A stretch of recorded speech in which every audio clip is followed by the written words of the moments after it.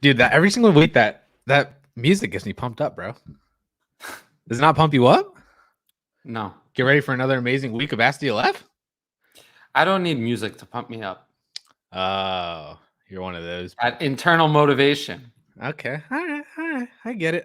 I will say, though, that I think since I've now become a regular for what's been like 3 months now, I think we should update the video. I think I need to be a part of it. I don't want to say that, but I think the video should have more Addison in it. Yeah, I agree. I agree with you. So, what's up, everybody? Welcome into Ask DLF. Obviously, Cal not here. I am in the driver's seat for the time being. Cal will be here, though. He said that his wife had a very important function that they could not get away from, but he said he'll be hopefully 15, 20 minutes late. So for right now, it's just you and me, Ty. So I know. Yeah. I was about to say just like old times, but not really. we had our moment in the spotlight where it's just you. We did, me. Yeah. So now we're just back at it until Cal rejoins us. So I think we can just get right into it since last week we got pretty far behind. And went for like 3 hours. Jeez. But y'all are amazing. We used to go for 4 hours every week. Nope, can't do that anymore. I'm not into it. I don't know how y'all did it. This is all because of you guys, the amazing YouTube chat. If you're not on YouTube, that's where we pull our questions from. We do pull from Facebook, but nobody really watches on Facebook. So if you're watching on Twitter, jump over to YouTube because for some reason StreamYard and Twitter, they don't like each other and we can't see your comments or questions. So jump over to the YouTube chat, best fantasy chat in existence. And we're just going to start answering off these questions. First up from David. This was from 3 hours ago. Asked us in a 12-team Superflex PPR, Justin Fields or Kenny Pickett? I feel like I've heard this question before. It's still Justin Fields, right? Unfortunately. Yeah, Justin Fields. I was told on Twitter that Justin Fields had a 0% chance of being replaced as the Bears starting quarterback. And I told that person that, this is why it's great. We have free speech in this country. You can say whatever you want. It's not true, but you can say it. I don't care. Were you told that today or this week? Today. Yeah. Today. Okay, I could understand if it was like you got told that in like June, but like today? Well, I would have pushed back on it in June too. Yeah. Justin Fields, I compared him. I mean, the people saw what I said. I compared him this week. I thought it was fair. I thought it was a fair comparison. I compared him to Nathan Peterman as a thrower. That's what I saw. That's what he looked like. And honestly, I thought someone had a great response to that. They said that Nathan Peterman was better as a passer. That's what they said. They thought that Nathan Peterman actually was a more competent thrower of the football. And I don't know. Might be true. Looks terrible. Terrible. If Kenny Pickett comes out, maybe he's a starter next week and comes out and throws like 201. Does that move it over Fields for you? That's 3 games worth of Justin Fields, isn't it? Well, he had the one game where he threw 2 touchdowns, but yeah, basically. Yeah, no, Justin Fields for the season has 297 passing yards. Yeah. Every single week that Fields does horribly and Pickett doesn't do anything because he's on the bench is just one more week where this question gets closer and closer. I know. So, yeah. Are you taking Justin Fields over Zach Wilson? Yes, because Zach Wilson is horrible. Okay, I was seeing how far the Fields. Zach Wilson is horrible and doesn't run. Okay. So. All right. Yeah. Lounging Bear, 10-team Superflex rebuild with some mid-career producers keeping him in the middle of the standings. He traded Kirk and a random 24 first for Garrett Wilson. What are your thoughts? I'll take Garrett Wilson. Although in a rebuild, this is kind of a weird trade to do, but I'll still take Garrett Wilson. Yeah, I agree. I like Christian Kirk. I do too. A lot, actually. Yeah. He's actually he's in my video tomorrow. So were you late to the Christian Kirk party or did you get there early with me? I'll say I was late because this whole entire offseason, I was very early. I was never against him this whole offseason. I was just kind of like, I I didn't have feelings. I was just meh. You didn't have not towards Kirk. Oh. Didn't have positive or negative feelings. He just existed. But now I've jumped on board. So we're here. Yeah. Do you have that super chat? I'll grab it. Nice. Grade the trade. And I appreciate the super chat, Frank. Yes, thank you, Frank. Give 23 first, James Robinson and Bateman. Get Higgins 23 second and Tua in a 1 QB. Well, in that case, I feel like in a 1 QB, James Robinson is worth more than a 23 second and probably Tua combined. And then 23 first and Bateman for Higgins. I mean, probably still the Higgins side, but not happy about it. I like the Higgins side. If that is mid, it'd be even better if it was late. But that slides early.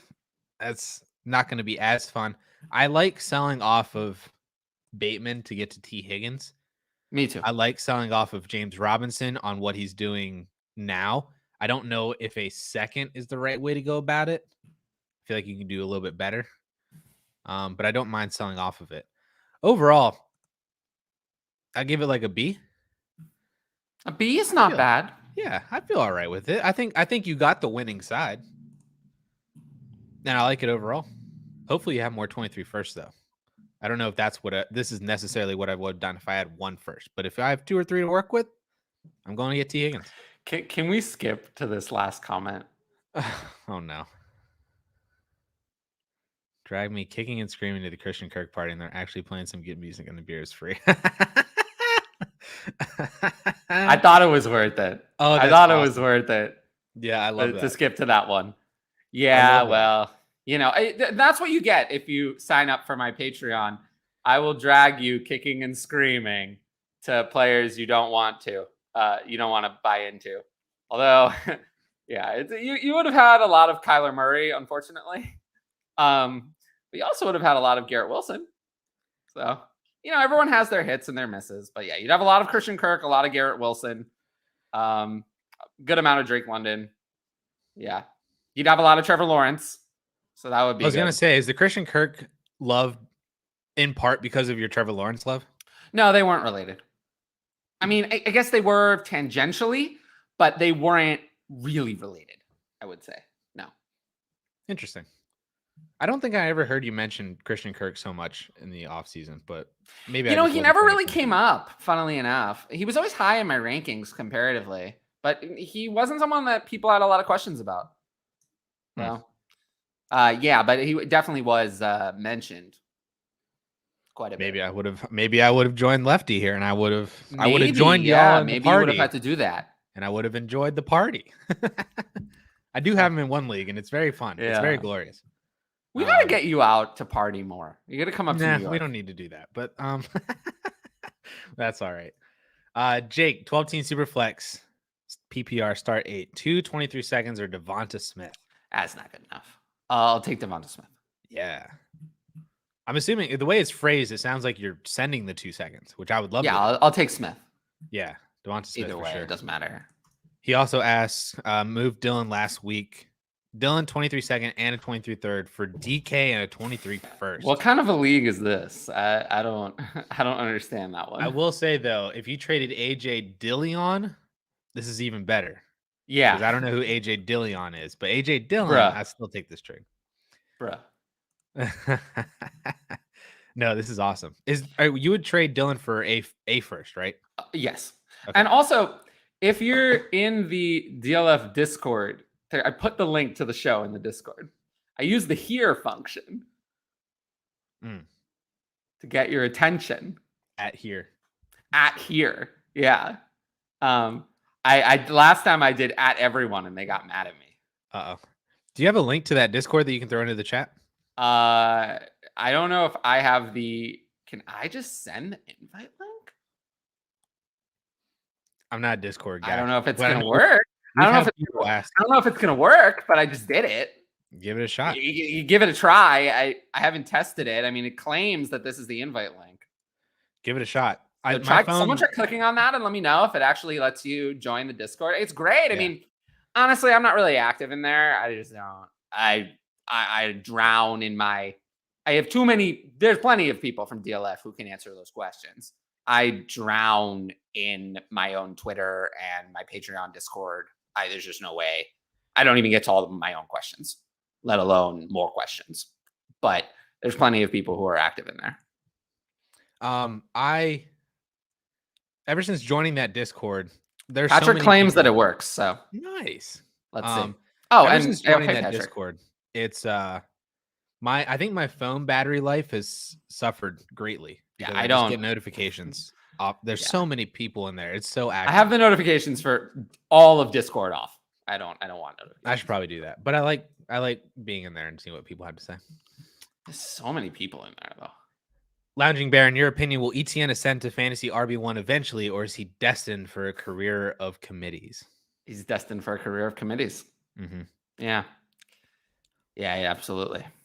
Are you still in on Etn? No? I still am. My panic meter has risen.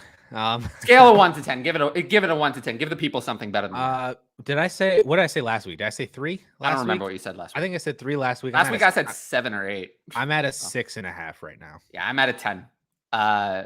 10 panic. It's not. To be fair though, saying that you're destined to a committee isn't horrible because I feel like the NFL as a whole is moving towards committees. Like 90% of backs right now in fantasy are in some sort of a committee. Sure. It's just the magnitude of the committee. How far away are you from taking James Robinson over Etn straight up? In Dynasty? Yeah. Still relatively far. I'm not. Are you James Robinson over Etn? Let's give it a couple more weeks. Okay. Yeah. Both of my co-hosts yesterday and also Hutch all said that I believe that they would take Robinson. I was the only one. Now, I think I play the most Dynasty out of the 4 of us. Or a lot of them focus more on redraft during the season than I do. And obviously in redraft, I would prefer Robinson by a lot. And I was ahead of the curve this week. I ranked Robinson very high in start sit. I had him at 20. And I think the consensus was around 26. So I was confident in his role in week 3, and he delivered with a big touchdown. A lot of people who were asking me Robinson or another player, and I went with Robinson, they might have won their matchups because of that. But in terms of Dynasty, I still think that Etn is eventually going to get a little bit more of a role, but it's not looking good. September ADP had Etn at RB 11 and Robinson at RB 51. Yeah, well, that was always ridiculous. I never had Robinson that low. Yeah, so I'm looking at it now, and I'm trying to figure out how far apart they would actually be. Etn's definitely fallen. You want to know where I have them? Climbed up I can significantly. Just tell you. I'd probably have Robinson inside my top 25, and Etn would be probably still inside my top 20, but that gives you they're about 6 or 7 RB spots away. I have Etn at 18 and Robinson at 22. That probably sounds about right. Yeah. So, yeah. Like you're taking James Robinson over David Montgomery, right? Oh yeah. Damian Pierce. No, I'll take Damian Pierce. I actually like who? Ramondre? Yeah. I don't want Ramondre. Josh Jacobs. Oh no. Gibson. One more week. I said this on my show. One more week. This is it. One more week until bye-bye, Antonio Gibson. I've been waiting for this moment. You know how much I've been waiting for this moment? I begged people. I begged them. I begged them for years. I begged them. Antonio Gibson is not Christian McCaffrey. I begged them. And I was told, no, he's going to be Christian McCaffrey. And now it's one more week until bye-bye. I love it. Brian Robinson is a starter. We all know it. I mean, did you hear Antonio Gibson when he was talking about Brian Robinson coming back? Did you hear the tone of his voice? You know what it reminded me of? I said this yesterday. Reminded me of Marlon Mack's tone when he saw Jonathan Taylor on the practice field. He knows it's over. He was nice about it. He was like, yeah, Brian is going to come back, blah, blah, blah. He knows it's over. He knows the second Brian Robinson comes back, it's over. And he's the backup, and it's finished. Well, there you go. One more week. This is literally like the most exciting thing for me. You have no idea. Well, I'm hoping I'm trying to see your excitement for this as well too, because Dustin asked, in relation to my waiver wire video that dropped today. In the video, I said Sam Hal is a must add if he's still on waiver wires. Now Why is he on waiver wires? Well, that's why I said he's a must add. But he's asking, can I clarify why Sam Hal is a must have? But I feel like you already know the answer why Sam Hal is a must add. Oh, I do, because Carson Wentz sucks. Did you watch the Eagles Commanders game? Luckily, I watched very little of it. It was actually good whenever Philly was on. I enjoyed that part of the game. That was the good part. Yeah. Yeah, Dustin, that's mainly the big reason is Sam Howell already was a player that I don't believe should be on your waiver wires. And that's why like he was highly rostered. He was like a 95% rostership player in the 1700 leagues that I'm pulling from. So that's why I had him in as just a double check. If he is on waivers, like immediately add him because Wentz looked horrible. I think Sam Howell's better than Taylor Heineke right now too. And I think that just from the preseason that Sam Howell had, that he could be in the mix with Malik Willis and Desmond Ridder in terms of rookie quarterbacks this year that see the field at some point in November or December. And I think Hal is like what Wentz has already done for fantasy the first 2 weeks. I think Hal can do exactly that, if not maybe better, by not throwing picks. I don't know about that. But I think Hal's good. So he was my QB1 in the class, but that's why. So yeah. GG 12 team Superflex start 11 in a vacuum. Would you take Breece Hall or Jalen Waddle? Waddle. Agreed. It's always been Waddle. Easy. Jalen Waddle. Order 66. I almost said that in a Palpatine voice, which I don't know if that would have been good or bad. But do you know what I'm talking about? Do you know what Do Order I 66 look like is? I know what you're talking about? That's so sad. He's asking trade Kyler Murray for Mark Andrews and Malik Willis in a Superflex PPR, one tight end premium. I'm assuming that's an additional one tight end premium. Here we are. Other QBs are Lamar and Hurts. Here we are, you know. Kyler Murray, not good. I don't know, man. If this is a, but I'm assuming by what he's saying by one tight end premium, this is actually like two. Yeah, it's one for everyone else and two for tight ends. That is a massive bump for Mark Andrews, dude. I know. I think I would do this. If your other quarterbacks are Lamar and Hurts, you're already not playing Kyler Murray. I wish Malik Willis was a quarterback that I actually believed had some sort of longevity. But if Malik Willis ever gets in, he's going to be fantasy gold. Until the Titans have the 103, and then I know, but he'll be fantasy gold when he's in. Sure, like even if it was like Jared Goff or somebody like that, I'd feel better about it. But like that doesn't change it. I think I do this, dude. I think I take Mark Andrews. I think I would too. 2 tight end premiums a lot. That's such a huge bump. Like Andrews had like 40 fantasy points in this format last week. Yeah, probably. Like that's massive. Yeah. I'm taking Andrews. West Coast Chiefer, I have another team's 23 first, and they want it back so they can tank. They're 0-6 so far. One other team is also winless, so they're competing for the 101, but you have the 101 and the 102. The managers offered Dak for their first back and either Winston or Matt Ryan. Wow. That is a hefty price to pay for the 101, 102. Yeah, I'll as crazy as this is, I'll hang on to it. They're only going to get more and more desperate. It's only going to be worse if they give Dak up. They're only going to be even worse. Right. That probably is what separates them from the other team. I want more. Would you do it without Winston or Matt Ryan attached, or does that not matter? That barely matters. But okay, that would help. What the Dak in a second? All right, fine. You can have it back. Okay. I was trying to see how far you would go, or what West Coast Chiefer needs to counter with. But I agree with you. I think he's only going to get more and more desperate as the year goes on. Yeah.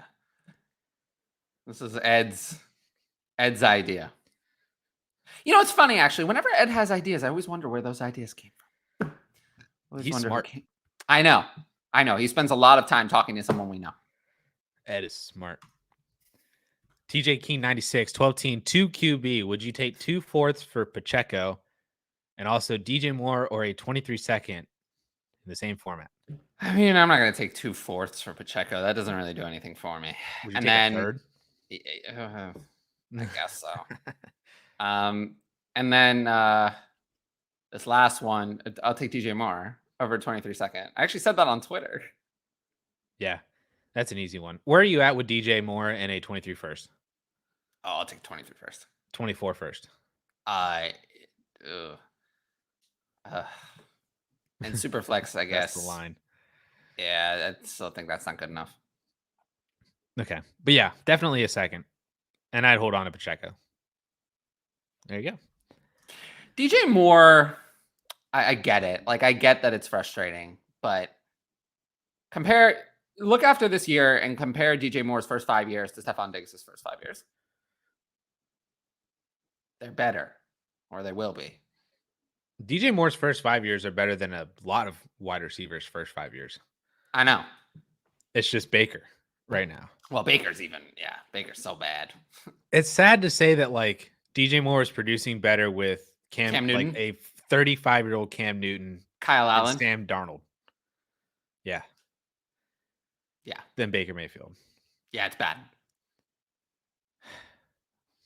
Sadness. But yeah. And this is an easy one where it's just if you can buy low for this kind of price, buy it, stash it, wait for greener pastures. Hector in a 12-team super flex, his quarterbacks are Hurts and Justin Fields. Needs to upgrade Fields.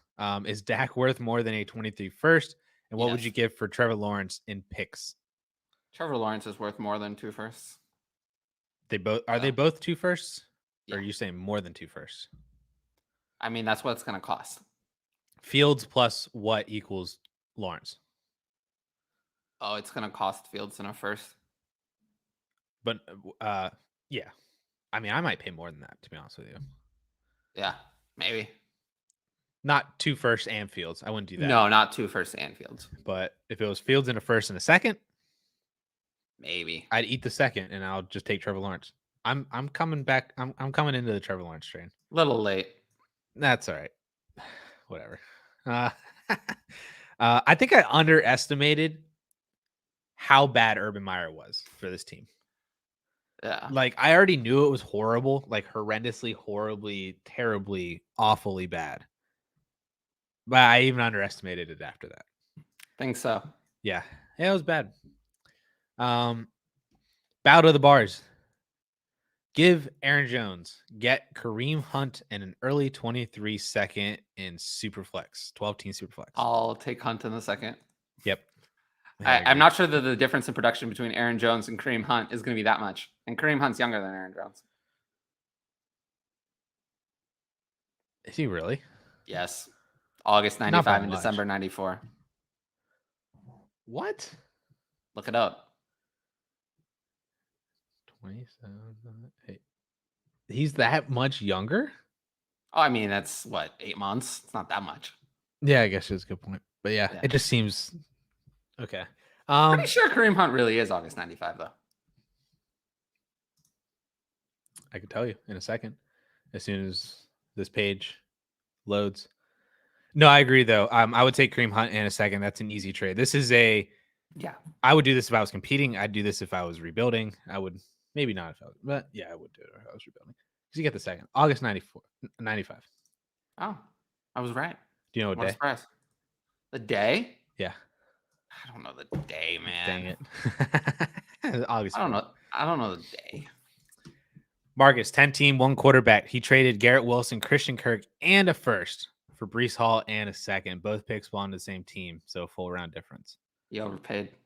Holy crap, you overpaid. Yes. Yeah.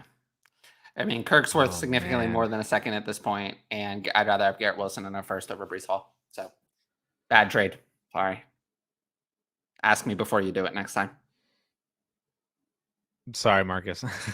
Even Sorry. a 1 QB, I know that like depreciates the first, but it's also 10 teams, so it kind of helps it a little bit. But No, there's nothing good there's about this still, trade. yeah, This trade is really bad. Sorry. Sorry, Marcus. Ugh, I hate when that happens. Well, I always say just ask me before you do it. Yeah, hit us up on Twitter. Yeah, like Hop into the DLF I would have Discord. prevented it from happening.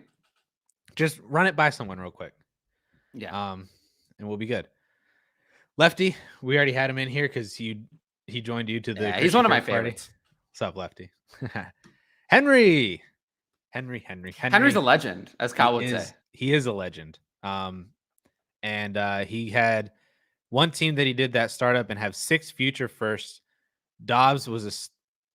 I was a Dobbs start away from going 3-0. Had him in a lineup, then pulled him for Aguilar when he saw Myers was out. I wouldn't have let you if you'd asked me.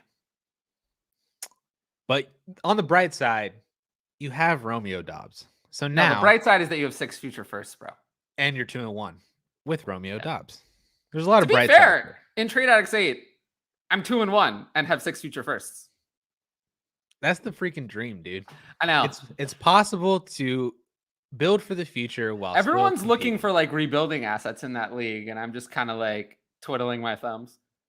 You're just like, I have. Well, I'm being very patient. I mean, I have 7 seconds as well, so I've kind of clogged up the trading situation.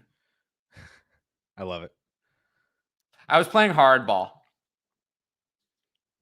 That's right. I very much, yeah. Whenever I negotiate, I'm definitely a hard ass. We should get in a Dynasty League together. Maybe I'll join. No. If Russ does another Trade Addicts, I might join it. Sure. Although I got into that one randomly. I'll talk to him tomorrow. Yeah. See, you want him to stuff the ballot box? Yeah. Yeah. He might do that. I told him he said he needed trade content for his show. So I told him, make a bad trade with me and I'll accept it. We can talk about it on the DLF. I'm ruthless. I love it. Robert, thoughts on rest of season and futures of Javonte Williams versus Najee Harris? Oh boy. I mean, I like Najee Harris more the rest of the season, but the future, Javonte's 2 years younger, so I'll prefer him in Dynasty. Does Javonte break free from Melvin Gordon after this? Well, eventually, you would think, right? After this year? Yeah. That's the hope. Hopefully. I think it'll happen this year. It just isn't imminent. I think there's a probability where Javonte is better than Najee for the rest of the season as well, if the Broncos offense starts kicking things into gear, because Javonte would actually get like solid goal line opportunities. Like he's had the volume. The problem is that he hasn't scored yet. Yeah, it's just, I think the other thing is I think we're just overvaluing all these running backs. It's like, I agree on that. I think if you start your team with a receiver, I think you're better off. Mm-hmm. In both redraft and dynasty, you've been certainly better off.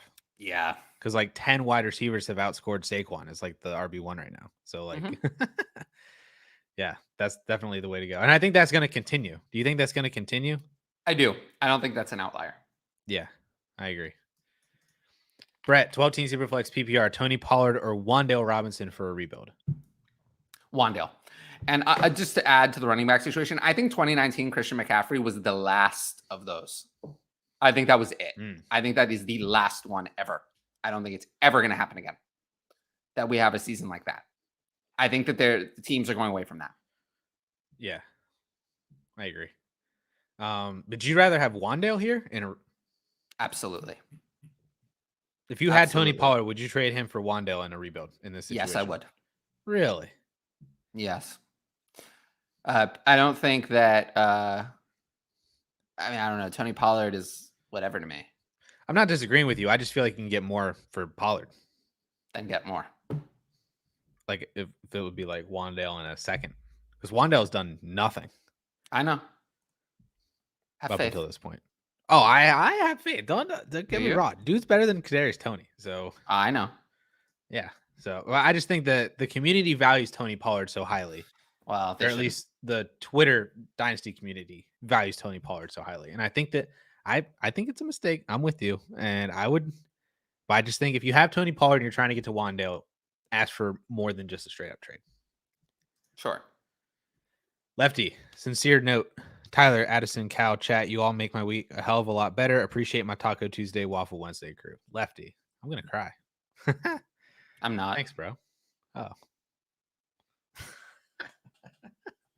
Lefty, thank you. Thank you. I appreciate it. Yeah, this is awesome. This is certainly one of the highlights of my week as well. And I talked about it on Twitter last week. I think it's just absolutely crazy that a show like this exists and I'm part of it. Aw. So That's chat's awesome. You're awesome. Cal's awesome. Everybody's awesome. Henry, waivers in my redrafts have been awful every single week, including this week, unless you believe in Mac freaking Hollins. I don't. I agree. 71 leagues, no Herbert, no Madison, no Jamal is out there. Okay. That means you got Fab. Let everybody else pick up. Let everybody else spend Fab and wait for that one player. Yeah. That's what else what's can you happen. Do? No, just it's been a horrible year. I've done the waiver wire article for 3 years now. This is the worst year I've done it. I'm glad I don't do that article. It's not fun. I had to write about Matt Collins, and I did not like it. I haven't written anything in so long. I don't like it as much. Video is so much better. So don't do it. I got 13 more weeks. We're out here. It's just one a week. And I have a template and everything. We're all good. Scuba Steve, 12 teams to reflect. Garrett Wilson and DeAndre Hopkins, or a 23 mid first and 23 early second. Garrett Wilson. Would you take Wilson without Hopkins? Yes. Okay. That was my answer as well. Hopkins is free. I'm fully confident. Yep. Ridley Truther, what's up? He's 3-0 in his. Wait, I'm in a 3-0, 12-team PPR Superflex, 2 tight end premium. Go all in on Pittman in a second for 223 first, both late and Dotson. Have Lamar, Andrews, Kelsey, Drake, Amon-Ra. Nah. The 23 first for me. It's the Dotson that's ruining it. I mean, I said that in a 12-team Superflex, there's only 4 wide receivers that are worth 223 firsts or more. There's only 4. 4? Yeah. Chase, Jefferson, Brown, and Waddle, and that's it. Everyone else isn't even worth 2 firsts. Wide receivers are just, there's a lot of them. I like them all, but there's a lot of them. And what if it was the Pittman in the second for 2 firsts? The second matter? That's good enough, yeah. Pittman's in that group with the second, I would take it, and that group includes a lot of guys. Sure. Okay. But yeah. So it really is just Dotson ruining this for you. So if you can chop Dotson off, Dotson's worth more than a second, so it's even worse. Right. Yeah, it's even worse than Pittman for 2 firsts. Dotson's worth significantly more than a second. Yep. There you go.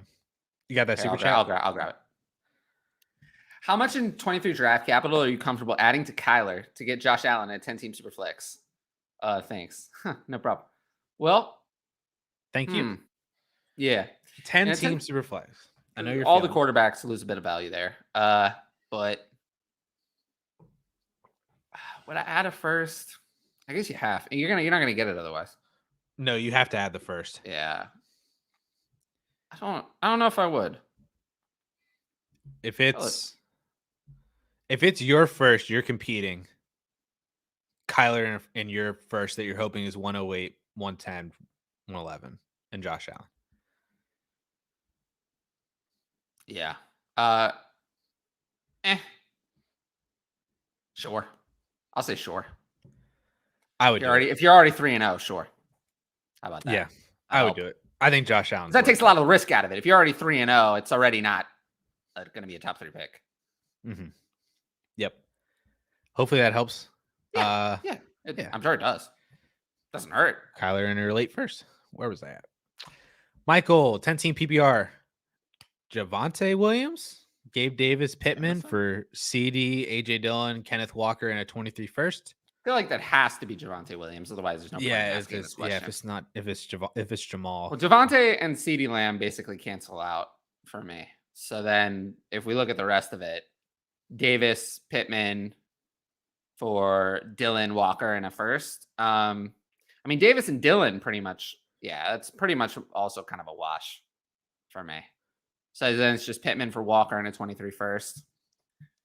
I don't know. I mean, in a 1 QB, I feel like Pittman should carry a tiny bit more than that, but not much more. I'll lean the left side, but it's close because I'd slightly rather have CD over Javonte, and I'd slightly rather have Dillion over Davis. So that makes it closer. Lean the left side though. I like Pittman a lot. Yeah, I think I lean the right side a little bit. I just don't believe in Walker really becoming anything anymore. See, so my thought process for this was Pittman and CD kind of cancel out as the wide receivers.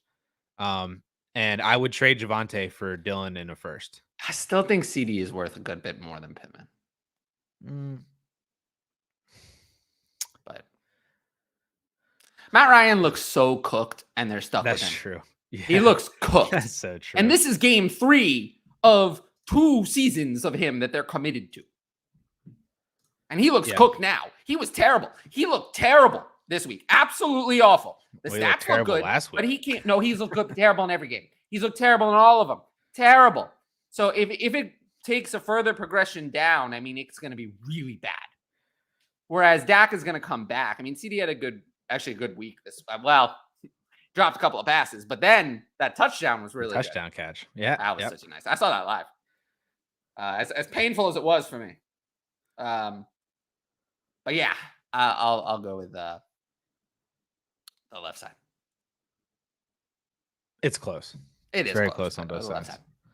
I'll take CD Lamb. TDST D Lamar and Andrews for Herbert and Mike Williams in a Dynasty. I don't think the format matters. It's Lamar and Andrews. Yes, 100%. Lamar to me at this point, Josh Allen is in tier 1 by himself. I mean, he's just obliterating fantasy football. I get that Lamar is, I think that Josh Allen's success is more repeatable. It's based on passing volume, that he is just elite passing volume. I think that's what he's going to do. It's Lamar, the 3rd year he's done it in a row. Right. But what Lamar is not going to continue doing is throwing as many touchdowns as he has. That is not going to continue. He's only done that in 1 of the other 3 years. And I don't think that's repeatable. He certainly doesn't have the weapons to repeat that. I don't think that Lamar's thrown 10 touchdowns in 3 games. I don't think we can expect that. So I have Lamar and Herbert in the same tier. But, Allen is in my top tier by himself. And Mahomes is in with them still. Mm-hmm. But since they're in the same tier, I'd so much rather have Andrews over Williams. That's all that matters in this one. Yep. Essentially to me at this point, Allen is so far head and shoulders above everyone else. And then Mahomes, Herbert, and Lamar essentially carry equal value. And then everyone else is the next. Is Hurts in there yet? No, not even close. Not even close. I mean, Hurts can't do what Lamar does in terms of fantasy. If everything comes together, Lamar's ceiling can win you the league by himself. Hurts, I don't think, has that ability. I think they're close. No, they're not. Also, a side note, Lamar is just a far better player than Jalen Hurts. Well, yeah, I agree with that. Like Lamar is excellent. I mean, Lamar is. I don't think 10 touchdowns is going to stay, but Lamar's actually been throwing the ball well. Yeah. I just think that maybe he's going to come back down to earth a little bit. Probably. I don't know. Their defense is trash, so they might need him to continue being heroic. But Hurts also is probably due for more than 4. I mean, he has over 300. He's averaging 300 yards a game and only 4 passing touchdowns. So he's probably due for a couple more passing touchdowns. Right. But no, Hurts is not in that grouping just because I don't think. I mean, how good do you think Jalen Hurts is a top 10 real life quarterback? Because I would still say no. It's close. I think he's working his way there. I think he's there now, just with how bad, like Rodgers, Brady, everybody in the 23 class minus Lawrence. Like, I think he's in there. Well, if you were starting an NFL team today and you can have Lawrence or Hurts, which one would you take? Oh, Lawrence. Right. So then if you're taking Lawrence, then Hurts is not a top 10 real life quarterback. Why? Well, because there's going to be a lot of it. I mean, Allen, Mahomes, Herbert, Lamar are all better. I mean, I'd still rather have Burrow over Hurts. Yes. Allen, I mean, real life. Allen, Herbert, Mahomes, Lamar, Burrow, Dak, Watson. Lawrence, Watson. I guess there's not that many more. I mean, We we're left still at the off point where Brady. Are Stafford, we still at the point where Kyler, and Brady's better Russ. than Hurts? I mean, probably. Although Brady's starting to. No. I mean, Aaron Rodgers, just in and of himself, is better than Jalen Hurts still. The problem with Aaron Rodgers is not Aaron Rodgers. The problem with Aaron Rodgers is that he has no weapons. So he's not good for fantasy anymore. But I still think Aaron Rodgers, in and of himself, is better. The reason I don't want him for Dynasty and fantasy is because he doesn't have weapons and he's old. But I still think Aaron Rodgers, just as a quarterback, is better. Sure. Than Jalen Hurts. And same with Brady. Again, it's just the age that I don't want him for Dynasty. But I don't think there's anything wrong with Tom Brady playing wise. He just had no weapons this week. I don't know. If Hurts is in top 10 right now, he's definitely like 11. Yeah, he's getting there. I mean, I'm not sure that he's better than Tua real life either. Oh. And Tua's a little better passer. I feel like Tua's pretty good. that's saying something coming from you. Well, I never thought Jalen Hurts was a good passer. He's looked a lot better. He missed a couple he's looked deep a lot balls. better. But Tua's also looked last a lot week, better. but- They both have shown a lot of improvement. Well, it helps whenever you add a top 10. And Tua was receiver. better over the last 2 years as a passer. Do you have the super chat? I'll grab it. Nice. Okay, so there's a lot of things here. Team, a lot of things. Send what for Godwin? Yeah, but there's another thing. A-Rob and Clyde for Brees and Olave. What? I don't Brees. understand. Yeah, Brees and Olave. Olave. That one doesn't make any sense. Send And what then the for second, Godwin? Brees and Olave easily. Then what about the second part? Send what for Godwin? This is a 12-team keeper, half PPR. Yeah, but I don't know how many you're keeping. That's true. I don't know. I mean, I don't have to buy Chris Godwin. Like, I'm not sure that I'm targeting Chris Godwin. Right. I mean, every single week you're starting Waddle and Chase. And Deontay over Godwin And at this point. Deontay and Keenan. Yeah, I don't know if I need Godwin. Now you're getting Chris Olave. Yeah, I don't think I need Godwin. I think I'm good. I think I wouldn't be targeting Godwin. I'd be targeting a running back. Yeah. Well, if you're I mean, 3-0, yeah, I probably have to. You're swapping CEH for Brees, so you're gonna have Well. Saquon, Brees, and Walker. But I feel like you need another guy in there, and you have all this wide receiver depth. Like, could you trade? Boy,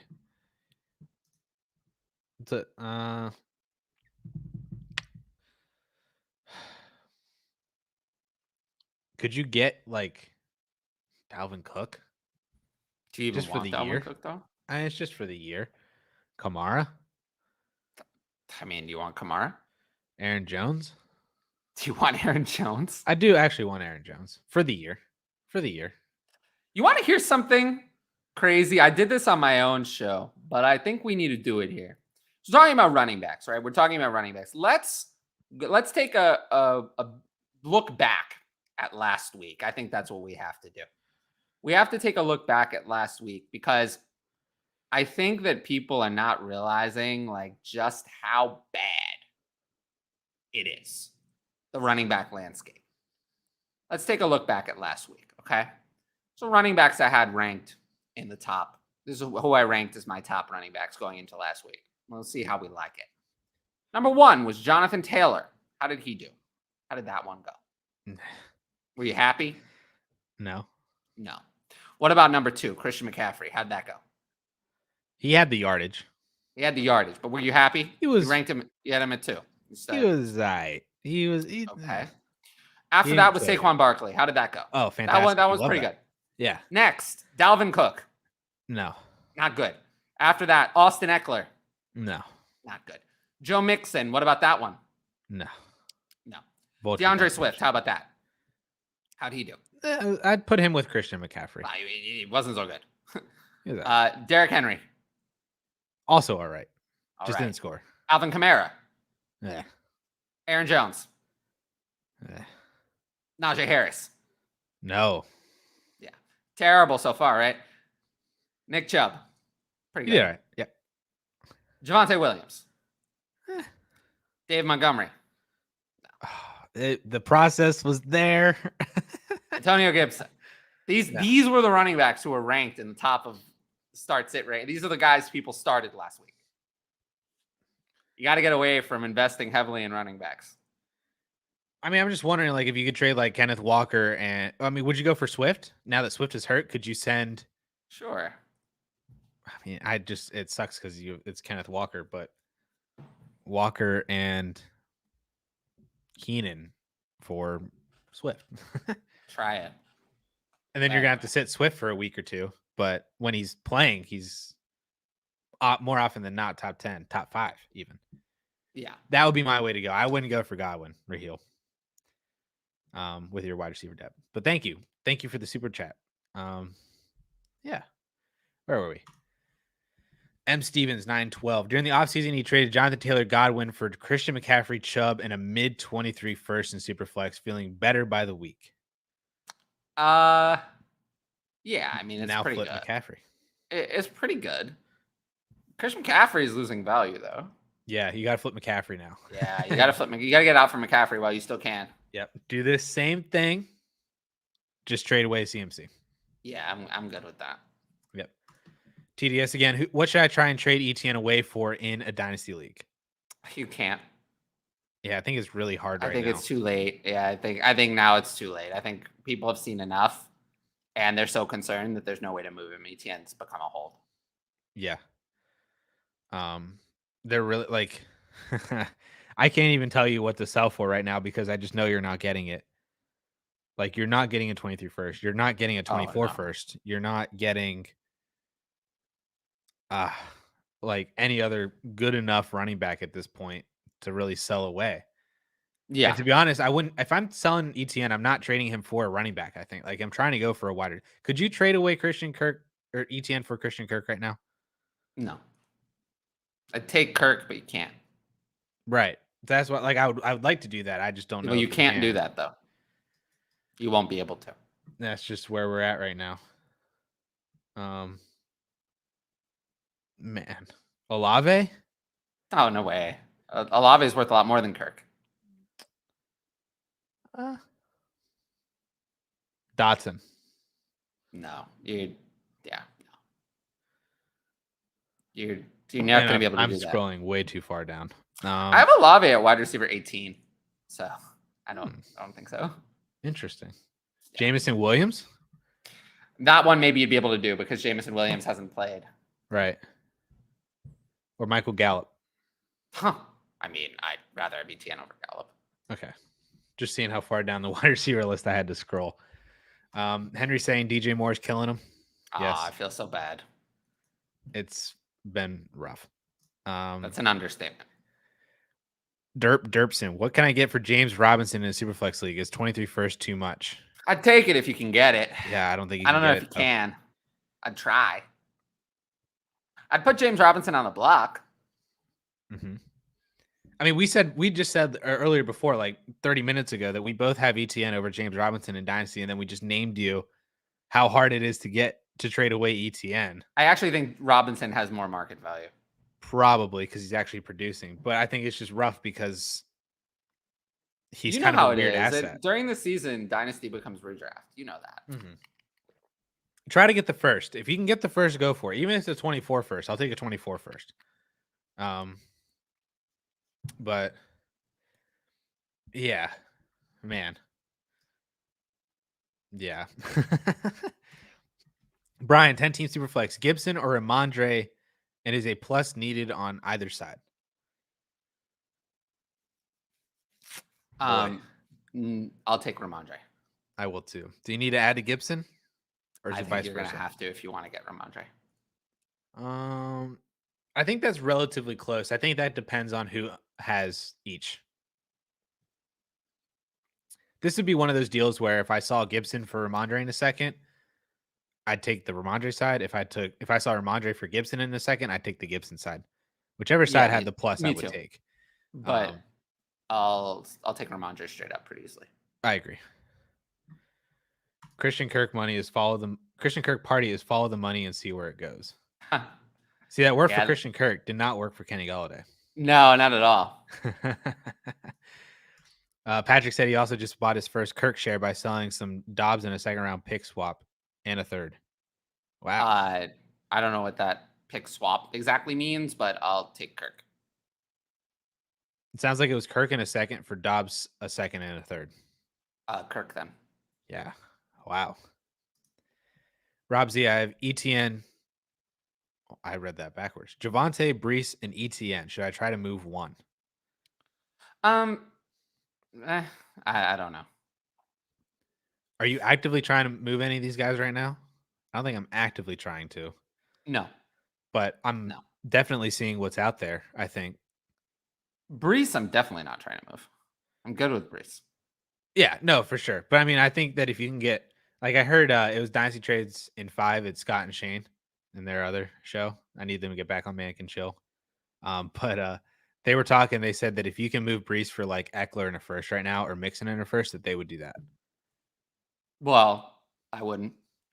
I mean, I don't know why I want Eckler or Mixon. Similar production, and you get the first. I think that was their argument. Yeah. Which I don't necessarily disagree with, but I think all three of these guys are kind of hard to move right now.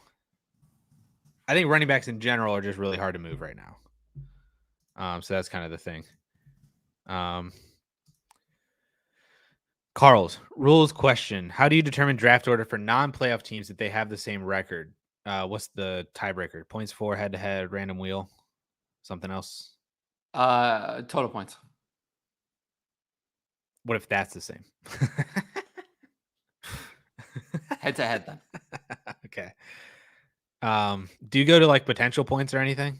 Or I'm assuming potential points is maybe how you're determining the draft order? No, I mean, I would go, no, it's record first and then points. And then if points is somehow exactly tied, I guess you go head to head. I'm in.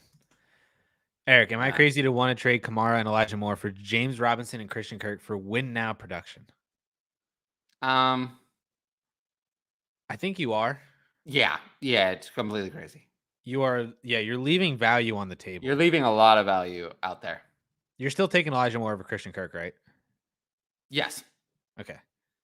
I had to check on that one. But even if they're similar, I still think Kamara and J-Rob, that difference is still pretty wide, yeah. Yes. So rather have Kamara. What's the bridge for you? Add a second?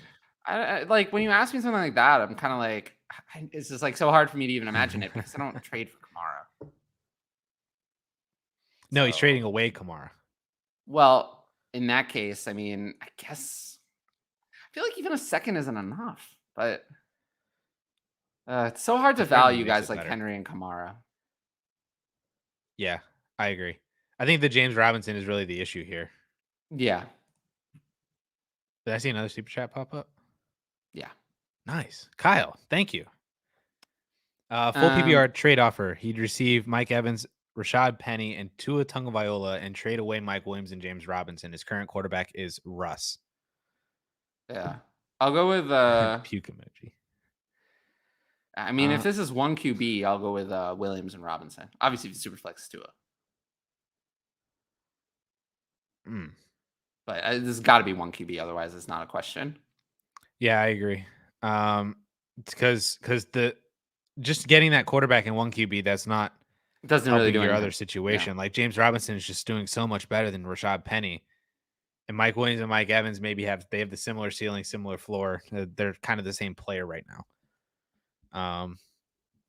Yeah, this isn't enough to move off of Williams and James Robinson just for a better quarterback. Yeah. Thank you, Kyle. Edward, do you think Miles Sanders is being undervalued given his usage in an ascending Philly offense? Is his age and contract too much risk? No, he's not being undervalued. And his age is not really it. It's more the contract and just like, they're not going to re-sign him. I mean, he's been kind of meh. So yeah, I don't think he's being undervalued. I was surprised. When I was looking at September ADP earlier today for my video tomorrow, I saw that he was RB 36. Behind Cook, Pollard, Edmund, like James Cook, Tony Pollard, Edmonds, Rashad White. I have him at RB 34. So, I'm not that different. Behind those guys? Behind some of them, ahead of others. I feel like he should be at least in the top 30. So Why? maybe he is slightly undervalued because of the production that you're getting right now. And I do think that he is You're getting that much production right now? relative to a lot of other running backs. Yes, I just think that it's not good. I don't know. He's not involved in the passing game at all. Not that other running backs are. It's just that, yeah. I'm good on Miles Sanders. He's just like, he gets a lot of empty rushing volume. He scored 1 touchdown in 3 weeks. He's playing like half the snaps. He doesn't get involved in the passing game. Jalen Hurts is running all over the place. I don't want Miles Sanders. You can't trust him. Yeah, I'm not against it. Plus, with the fact that I do agree, I don't think he's on the Eagles next year. If he is, it's like a 1-year super. I don't think he's money on the Eagles. Deal, just for like continuity, offensive continuity. But they have so many picks next year too that they could just let him walk and they could just grab, not like Bijan, but they could pick up like Tank Bigsby or somebody like that, and just hit the reset button on running back. Oh, absolutely. Yeah, that's in there for sure. Another super chat. Yeah, I'll grab it. Where do you have Garrett Wilson, Marquise Brown, and Devonta Smith in your wide receiver rankings? Is Mooney a buy low? Well, to answer the second part first, Mooney's not really a buy low. Depends on how low. I mean, if I can get him for a third, sure. Can you go down low? If you're a contender with a late 23 second, are you buying Mooney? No. Because what's he going to get me? The hope that Justin Fields is not the quarterback next year. No. But I'm not. No. To answer this question, I have Garrett Wilson at wide receiver 15, Hollywood Brown at 19, and Devonta Smith at 29. Wow. No, yeah, that sounds about right where I would have everybody too. Because Garrett Wilson, is he behind London for you still? Yeah. Okay. I have Wilson or London 1 spot ahead at 14. Yeah, that sounds about right. That's right. I'm honestly surprised that I thought for some reason I would have thought that Hollywood would have been a little bit lower. But 19 sounds pretty fair. Because I think he's definitely above. He was 25 in September ADP, and I would have him above probably about 4 or 5 of those guys. So sounds about right. Yeah. Cool deal. Where are we at? Mystical Child, 1 of 2. 12 team Superflex start 11 quarterbacks. Herbert Russ, start 11 quarterback. He said, "What player should I target, and what would you pay to get him?"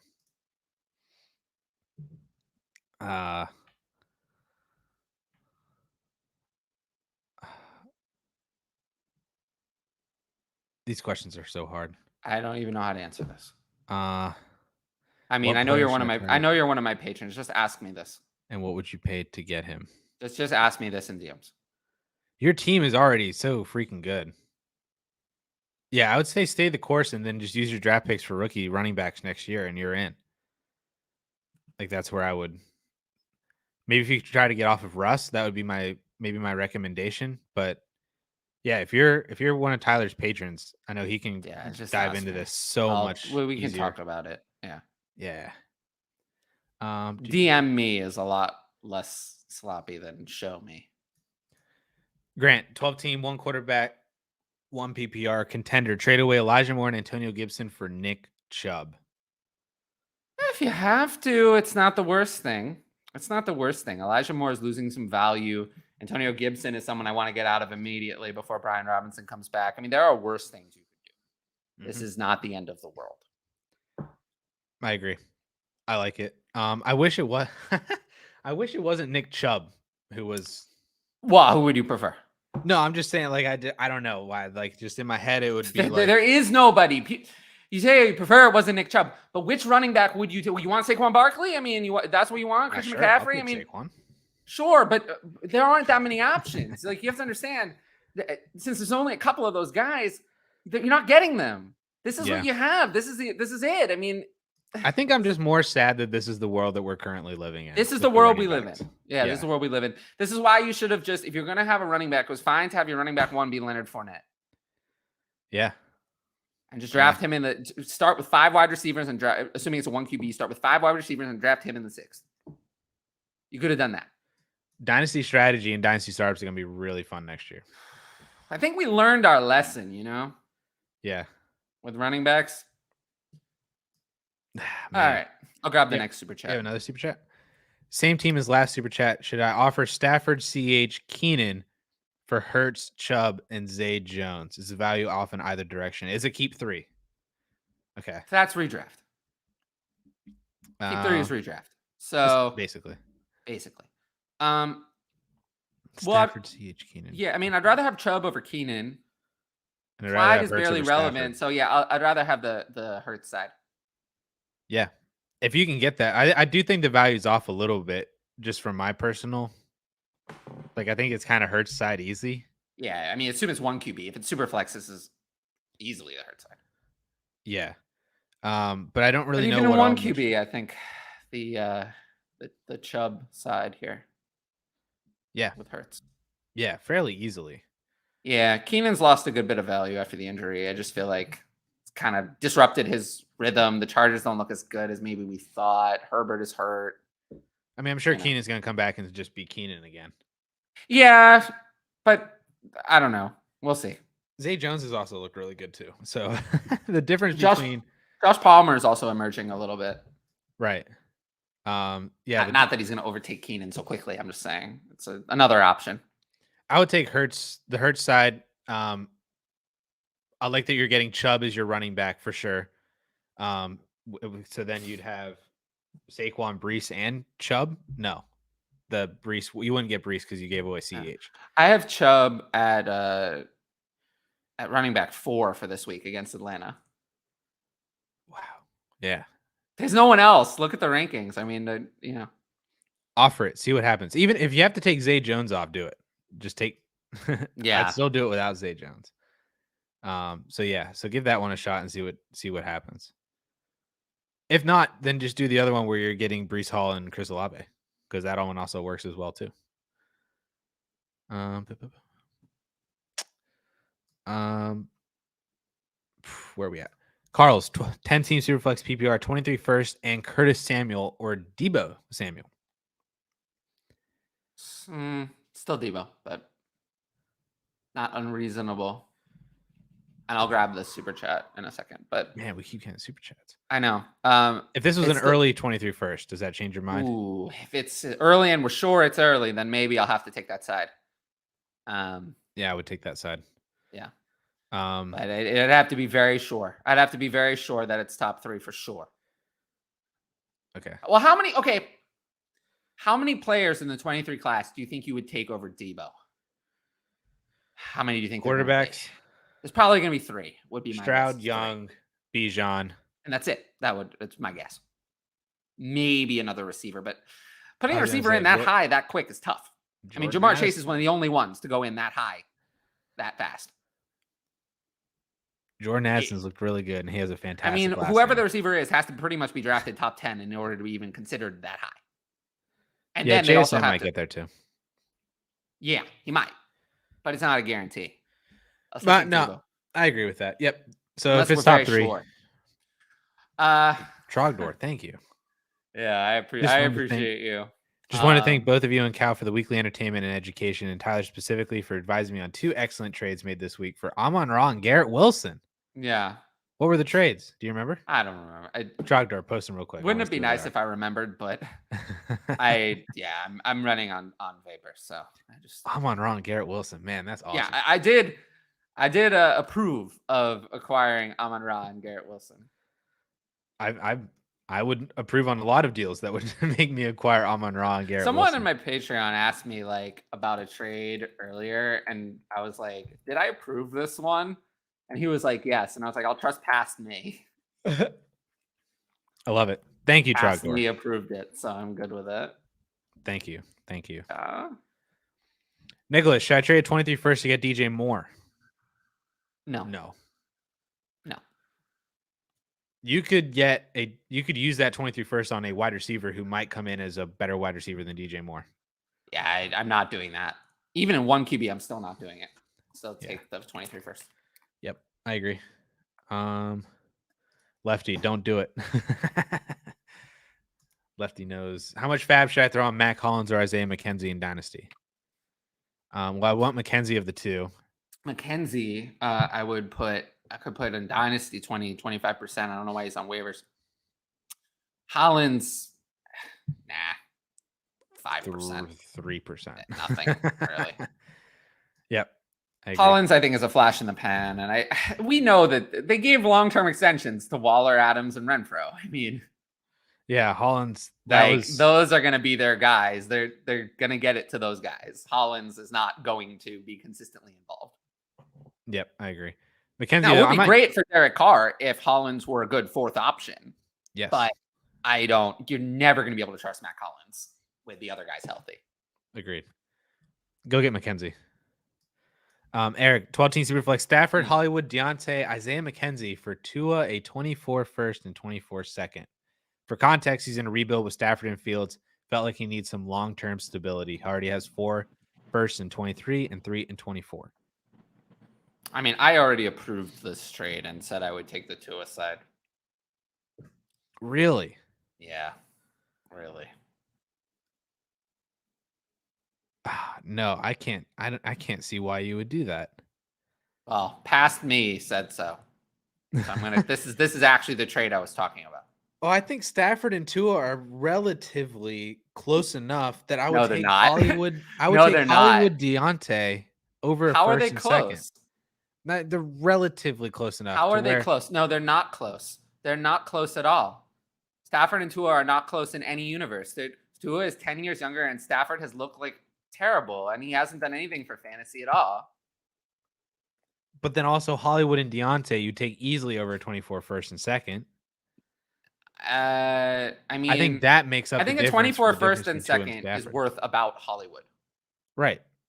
And I would take Tua over Stafford and Deontay. Really? Yes, really. Yes. When did you become the Tua truther? It's not the Tua truther. It's the anti-Stafford brigade. Stafford has looked terrible, and he's 34. I mean, for fantasy, for real life, he's been bad too. He's not been good at all. I'm concerned. Seriously concerned.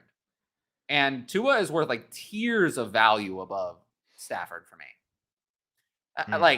I want the stable quarterback long term. Stafford, we could be heading into a dumpster. What's Russell Wilson's long-term contract worth in fantasy right now? His 5 year, 5 years what is that worth to us? It's not worth anything. Doesn't matter. I think Russ and Tua are relatively similar too. If you replace Stafford with Russ, I'd feel the same. Well, I'd feel a lot better with Russ than Stafford, actually. Man. But Stafford doesn't look like utter garbage. So this is Stafford hate. All right. And what has he done to deserve? That injury, his elbow, is it? Yeah, it's that injury is Tommy a big John. problem. That injury is a big problem. He doesn't look effective at all. He said he had that injury last year though, and they went through it. Clearly not. I don't agree. He can say that, but it's clearly worse now because he doesn't look good. 3 games, he's looked bad. He doesn't have any zip. He's 5 interceptions already. And honestly, last year he was overrated for fantasy. No, I agree with that too. So yeah, I'll take Tua side. It's another super chat.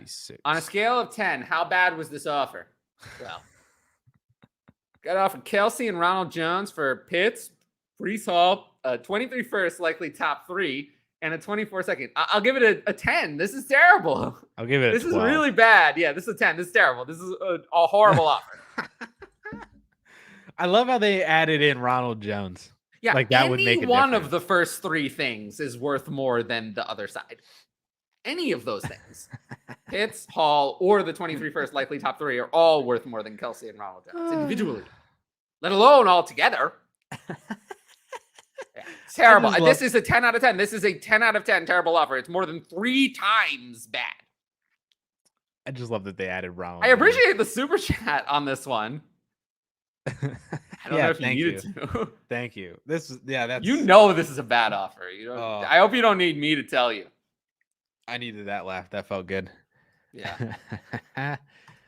Nicholas, would you trade James Robinson to get Kamara, even though Robinson's 24 and Kamara's 27? Yes, I still would. I have people asking me. I had someone ask me this week, should I start Alvin Kamara or Devin Singletary? I'm like, really?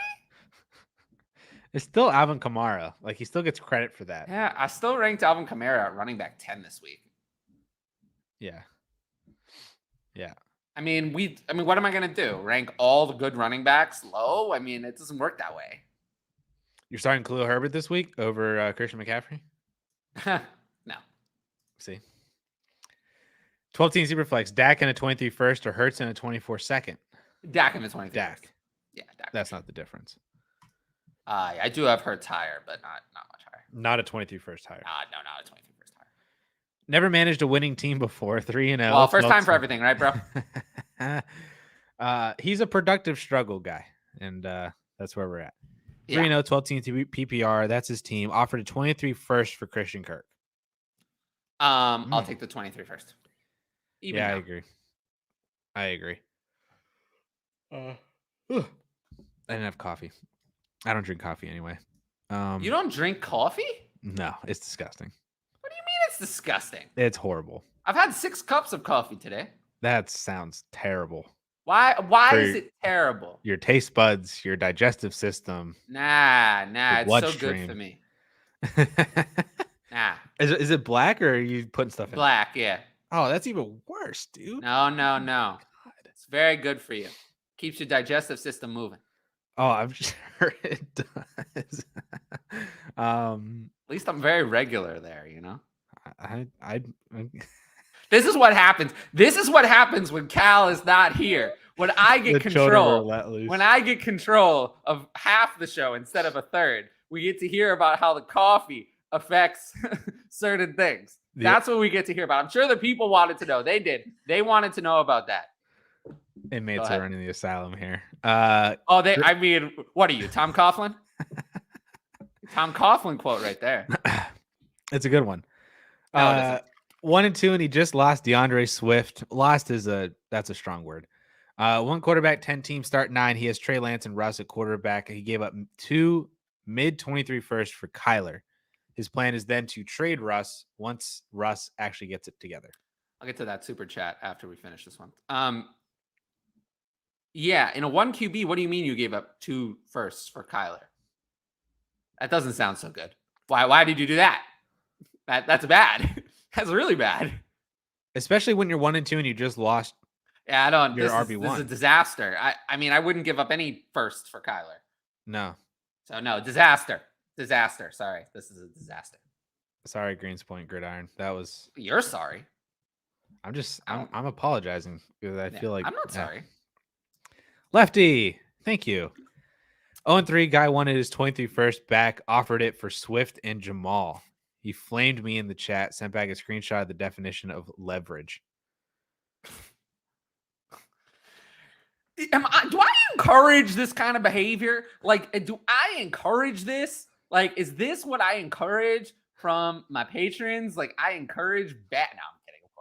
Of course I do. Of course I do. I encourage this type of behavior. I don't do it myself.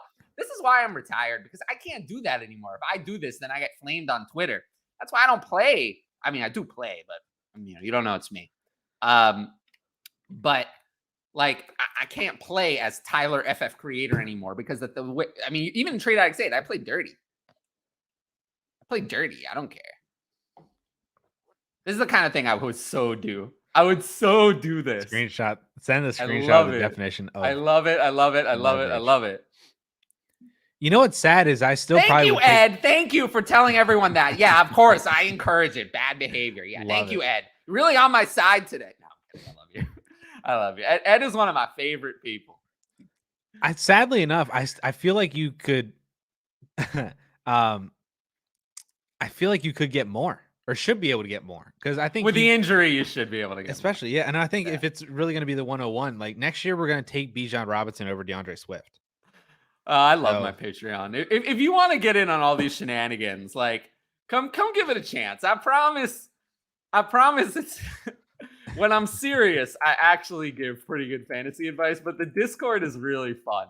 It really entertains me, some of the things my patrons get up to. I just love getting like a front row seat to all of this stuff. It's crazy how much I get to hear about. Lefty, I want to hear all of it too. Oh God, there's so much. Keep it coming in the chat. Lufty, give a 23 first, mid to late, and 20. That's the link, by the way. Nice. 23 first, mid to late, or 24 first for Brees Hall. And 23 first for Brees Hall. Oh, well, in a 1 QB, I would consider it. In a super flex, I think I'd have to pass on giving those picks. A little risky for me. But in a 1 QB, I would do it. 1 QB, I'd have to do it. I would do it. The risk is just lower. Not much risk. But I keep the first. Would you sell if you had Hall in a super flex? Would you sell for 2 firsts like this? No, probably not these two. No. Yeah, I think this is 223s maybe, but not this package. One of those deals that you just keep whatever side you have. Absolutely. Football or American soccer? What do you think? American football is better than soccer in every facet of the game. Careful, Addison. Sorry, we just lost half our audience. No, we didn't. But careful, the soccer people will come after you. That's all right. I have Damian Pierce practice. Rob Z has Javonte, Brees, and Etn thinking to try to move Etn for Brian Robinson. Nah. As much as I love Brian Robinson because he's going to retire Antonio Gibson from existence, which I've wanted for so long. I think the people want to know, what did Antonio Gibson do to Tyler? What did Antonio Gibson do to me? I'll never tell you. I'll never tell the people. No, I'm kidding. There is nothing. But no, don't do this. Keep ETN. Keep ETN. Isaac, trade DK in a third for CD Lamb. I would do that. Yeah, I'll take CD Lamb. I would do that too. James, 12-team redraft, PPR. 0-3, wide receivers are not producing. Got DK, DJ Moore, Mooney, Elijah Moore. Yikes. Well, that's too bad. He has Aaron Jones and Mixon, was just offered Devontae from Mixon. Well, Devontae hasn't been so good. Mixon hasn't been so good. Who's more likely to turn it around? I'll take Devontae. Take my chances on a full PPR on Devontae. Mixon doesn't really catch passes. When you're 0-3 in a redraft and you're at this point, I think you just got to do something kind of drastic just to. Well, I mean, you don't do something drastic just to do something drastic, but but to be honest with you, if you're this team and you pick DK, DJ Moore, Mixon, and Aaron Jones, you're probably done. Yeah, I'm sorry. It's a redraft. So just go get Devontae. It's probably over. That's why I don't really play a lot of redraft, because you get into this kind of 0-3 and you have a couple injuries, it's over. On the bright side, maybe you now have one less league that you have to look at, and then you can focus more attention on your other. That's what I love Dynasty, because there's always something you can do. You're never out. You're never out of it. There's always, and that's why I prefer Dynasty without a trade deadline, because then you're really in it every week. You have to pay attention. Something could happen. You never know. Right. I guess even with a trade deadline, you're still checking waivers, but that's not the same. Oh yeah, here we go, buddy. Would you trade Pierce in a mid to late first for Javonte? I would. Yes. Yeah, I'll take Javonte there. Yes, I would. In PPR Superflex, what would I have to add to a high 23 second to get Freiermuth? Is it tight? If it's not tight, if it's a Superflex not tight end premium, then nothing. That's already too much. If it is tight end premium, then maybe a third. Yeah, I agree with that one. I'd probably send a second for Fryer. Even if it was a higher second, I'd probably still do it. It'd be close. Half PPR, 12-team half PPR Superflex, trade Ramondre and James Cook and get ETN. Ooh, that's like right on the line. I'll keep ETN barely. I'm also taking ETN because I'm really hoping for James Cook, but boy. No, of those two, Ramondre is the one I want, not Cook. But I'll still take ETN barely. Get out from Kirk right now? Kirk Cousins or Christian Kirk? And the answer, no matter who it is no. No. Especially if it's Christian Kirk. Well, it depends on what you can get. I mean, Yeah, if for you a can first, turn sure. if you can turn Christian Kirk into Chris Godwin, I might consider doing it. You know, if you can turn Christian Kirk into Elijah Moore, maybe you should do that. You can turn Christian Kirk into a 23 first plus. Or just a So first. I'm not having I don't have an issue with moving on from Christian Kirk, but I don't have a problem with I bet that my current value of Christian Kirk is actually higher than the market value. But if you Right. can get even higher than that, I'm fine moving on. He's not a get out player that you like need to be selling right I now think because he's the big overproduced. pivot options in Dynasty for Christian Kirk are Chris Godwin, DJ Moore, and Treylon Burks. Those are all players I want more that I think you might actually be able to get, especially Treylon Burks. Yeah, probably almost assuredly Treylon Burks. Well, because those players all have upside. I think Christian Kirk is never going to be better than he is right now. I think that what we've seen is what he is as the best case. That's the ceiling. This is the best it's ever going to be. To be fair, it's like 20 PPR points a game. Yeah, I know. But like, I think that as his ceiling is the best. And that's assuming he doesn't have down games, which always come. Right. He's looked good, though. I'll give him credit. Carter, he's got Pitts in a 23 first. He got Pitts in 23 first last year for Kelsey. That's a W, right? Yes. No, it was a terrible thing. It was a terrible thing. You did really poorly. I have to give you an F. Jokes. Sarcasm is dripping. Jokes. That was a fantastic move, Carter. Yes. Yeah. Love I it. gave it an A+. Would you trade AJ Dillion again for Damian Pierce? No. Dynasty. I'll keep Dylan. 12 team. Dylan. Tony Paulo will now be starting running back without an injury. Agreed. We're all in this together. Leagues. Who's in 71 leagues? Henry. Oh, that's right. Henry's the man. I don't know how he does it. Tom Brady or a streamer rest of season? 12 team, one quarterback. I mean, streamer. Tom Brady is. Tom Brady is a streamer right now. Depends on who the streamer is. Tom Brady or Jared Goff as streaming options. Jameis Winston. This week? That's what I mean. I'll play Brady. I'm sure you could find streamers out there that are just as good as Tom Brady. Like Tom Brady. I have Brady at quarterback 9 this week. I'm comfortable playing him. Mike Evans is back. Yeah, that's why. I'm all right with that. But Brady is not an every week plug and play guy. Like you should check the waiver wire for streamers. No, I think if Brady has all of his weapons, he is. I think if he has all of his weapons, he is everybody back. If everyone's playing, I think he is still. Is going to be top 12 every week. But Brady minus everything is not top 12. But he just needs one of them between Evans and Godwin. He doesn't even need both to be pretty comfortably top 12. To be fair, he's not even top 20 right now. Right, because last game was horrible. It was bad. Gary, 12 team, one quarterback, sent Hurts, Dotson, Miles Sanders, and Zach Ertz in a 25 first for Herbert, Pitts, Palmer, and a second, 2 seconds, 23 and 24. Wow. All right. I'll go for. I'll take the Herbert Pitts side. Yeah, it has to be. Mm-hmm. Yeah, easily. Because all that other stuff outside of Hurts is still not good enough for Pitts. Yep. Cal is not going to make it tonight. Oh. Well, he doesn't know how long he doesn't know how far behind we are. That's true. He's stuck in traffic. Yeah. Thanks. Isaac, trade DK in a 23 third. Oh, yep. Yeah, we did that one. We did this one already. Ask it once.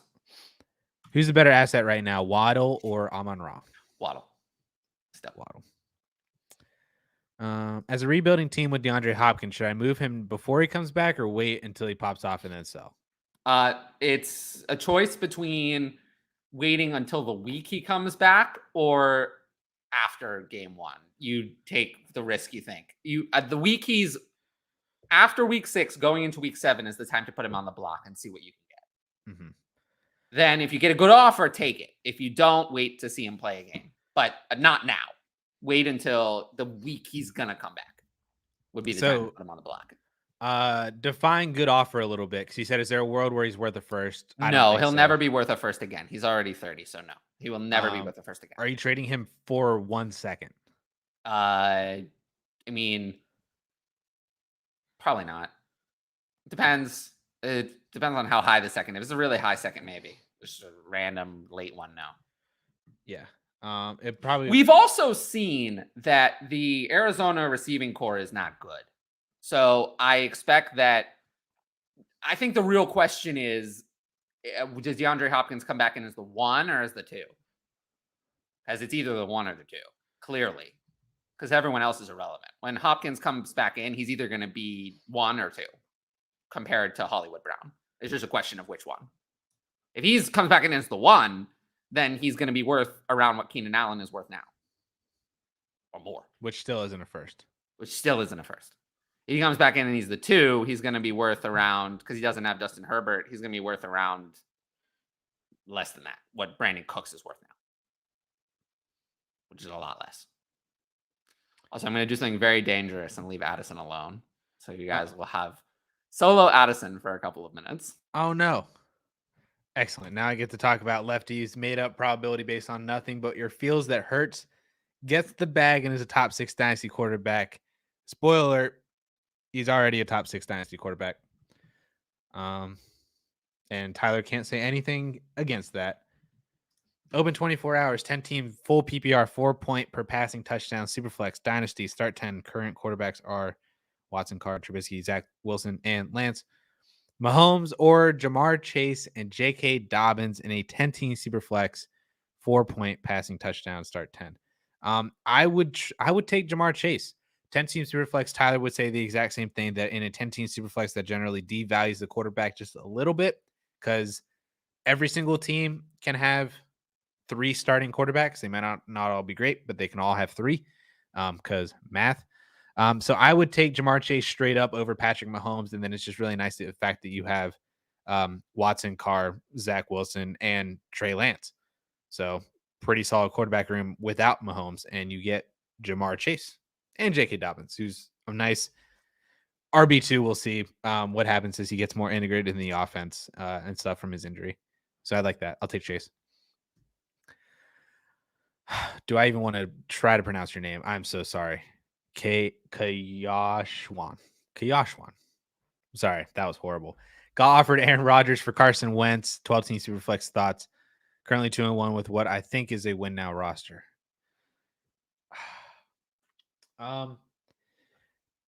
If you're moving on from Aaron Rodgers, I don't want to do it straight up for a quarterback like Carson Wentz. I'd probably throw in guys like Jameis Winston, Jared Goff. I think you can throw Kenny Pickett kind of into that territory for dynasty purposes. I don't want to be trading those Aaron Rodgers for one of those guys straight up. I would like to get, even if it's just like a third, ideally I'd like to get a second on top of that. But I would keep Aaron Rodgers right now because Carson Wentz looked horrible. And I think that he has a chance to get replaced. Aaron Rodgers does not have a chance to get replaced. It's just all about how good can he be. You don't think Jordan Love is going in? No, I don't. This is Aaron Rodgers.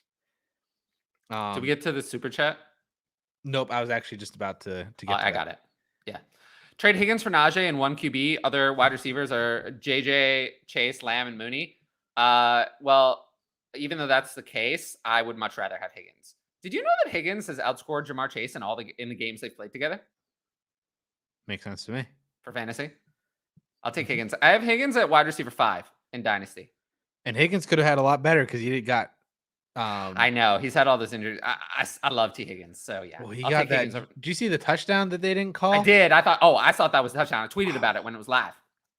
That was so dumb. I will say, again, this goes in with what I've been saying. Focus on wide receivers early, but there's a corollary to that. A corollary to that is there's a point at which I kind of am just done with wide receivers. It's, speaking of, I don't know if we talked about it. Like Scott Connor always says this, and I always am like, I push back on it because my point is a lot farther down than him. But there comes a point for me. I don't know who the last wide receiver I think is relevant. It's pretty much like Curtis Samuel for me, wide receiver 61. After that, I pretty much don't want wide receivers. Like I focus on wide receivers for about the first half of a dynasty draft, and after that, I really don't want them. Yeah. Which, I mean, makes sense because, I mean, if you're getting down to that far, you already have 5-6 guys that are all Okay, the reason is twos that or threes. no matter what happens, wide receivers don't like gain as much value, but a running back can come in and be good if there's like one injury. Right. That's why you stack up your running backs, dude. I'm also big on stashing quarterbacks and superflex and tight ends pretty much no matter what. Yeah, tight ends or whatever. Did you have any additional thoughts on this one? No. Do you agree with me? It's a silly question. I mean, Aaron Rodgers, 5 greater signs Carson Wentz. So no. Hector said he loves the show. He's learned so much from us. Thank you. Yeah, I appreciate that. Yeah, thank you, Hector. Taylor Made. Would you trade Akers for question mark? What would you trade Akers for question mark? Or wait until he has a good game and sell? I mean, he's not really someone I'm looking to move. It's the running back position sucks because it's like, who do you move Akers to? Like, what's the pivot option? I don't know. You can't. I don't think you can get to Saquon and Chubb right now, and it's gonna suck to kind of move down because you're moving down to like AJ Dillon, which I like, but then after that, it's just kind of a bunch of meh, you know. So Akers is in a weird middle spot, I think. Yeah. So it's just, I would sell for a 23 first too. If you get a first, take it. Try hard, Zay. Barkley, Dalvin at running back, Evans, Jamar at wide receiver, Keenan at flex. Should he start Jamal over any of those guys this week? Please help. Yeah, I'll start him over Keenan in the first game back. I think Jamal is an RB2. I have Jamal at 14. There you go. That would be an RB2. Yeah. Yeah. I'd start Jamal over Keenan as well in the first game back. Cecil, Akers, Dobbins, and ETN don't look like they're bouncing back great from injury. Would you trade off RBs that get hurt like them in the future? Yes, I mean, okay, so of these three, there's nothing wrong with Travis Etienne. Just that the problem is that James Robinson is better, not that Travis Etienne is bad. Right. There's actually nothing wrong with Travis Etienne. So that one I wouldn't say is necessarily a rule of anything. The other two, I mean, I've been saying get rid of J.K. Dobbins forever. So, I mean, I don't think I've learned anything because I was already doing it. Cam Akers, I'm not sure that Cam Akers is really much of an injury problem or he got hurt again. Because all of a sudden now they're ramping him up again. So I don't know. I don't think it was the injury because he looked fine. Wasn't the injury, or it was a new injury that he's getting better from. So no, I wouldn't. Nothing's really changed. I mean, I think I was too high on all running backs, so I think maybe I've learned that. But not. The answer to this question is no. The problem with trying to trade them whenever they get hurt is their value instantaneously dips. Yeah, so it doesn't. That's not going to help. Right. It's almost better to hold and then wait until they. Once those videos of them running on a NFL field start popping up, once the hype kind of starts building back up, that's when you sell, I think, when these players. And thanks to everyone who's come in from the Discord. I noticed after I just posted it, there was a little influx of people. Oh, if you're here, make sure to like the video. Make sure to leave comments in the chat or afterwards if you're watching it after, if you're not watching it live. And also leave a subscribe for Addison. It'll make him happy. And don't forget to hit the notifications bell to be notified about all of Addison's future content. Oh, there are other people too, but Addison is my favorite. Justin. Yeah, that's true. I did talk to him. We need to get him to do the tags for this because I've been doing the tags on my own side. We need to get him to do tags for this. Okay, I'll tell him. Tell him. It would make me very happy, Addison. Yeah, you got that. Yeah. But yeah, if anyone doesn't know what we're talking about, Justin Wright is one of the other people on the YouTube channel, and he's been around on Twitter a while. He's the guy in the pumpkin suit. I think that's pretty descriptive. I think there's only one guy in a pumpkin suit. What's Dobbins' rest of season outlook? Should I drop? Okay, so this is multiple questions. Let's start with the first one. Getting the money's worth. Hey, if you're gonna do a super chat, make it a good question. Why not? Because we're definitely gonna read it. Thanks for here. I think this is gonna be another week where we do not actually. By the way, I do think this is gonna be a week where we do not get to everything, especially with no Cal. So yeah, if you want your question answered immediately, the super chat is a great way to do that. Yeah, Dobbins rest of season outlook. I don't know. I mean, not great, right? For this week, I have him ranked at running back 36 against Buffalo. You can't play him. Justice Hill outplayed him. Freaking Justice Hill. But that's the reality, right? If you watch the game, you look at the stat line, you look at who ran better. That's the reality of what happened. Isn't it? No, I just think it's funny that it's Justice Hill because the dude's like a 5-year post hype sleeper. And 2019 4th round pick. I think his rest of season outlook is just meh. We got to see it. Well, give me a number. Like RB running back number? What? Yeah. 24. It's way too high. Fantasy Pros consensus has him rest of season RB 34. I think that's closer to accurate. Okay. I'd say I'd probably have him a little higher than that. I'd probably have him around 30. I think he was, I was about to say, I think he was where David Montgomery was, but I guess Montgomery wasn't that high either. Yeah. But yeah, this week I have him at RB 36. So he's a no. I am not starting him. I have him in one league, not by choice. I guess it's against Buffalo. You can't play him. You saw what Miami's running backs did last week. Nothing. Yeah. I'm literally not playing him until I see him actually do something. I always say I'm gonna miss Breece Hall's breakout game. Yeah, because I'm not waiting. But I'm gonna miss the first one. I'm gonna miss whichever one the first one is, and then maybe I don't get 3 bad games waiting for it in my lineup. J.K. Dobbins is the same, except I'm not confident it's coming. With Breece Hall, I am supremely confident that it's coming. It's gonna happen. It's when, not if. With J.K. Dobbins, it's if. For me, it's if. It's not a guarantee. It's not a given. So yeah, I have him at RB 36. I can't play him this week. Yeah. Next, should I drop Everett for Conklin? No.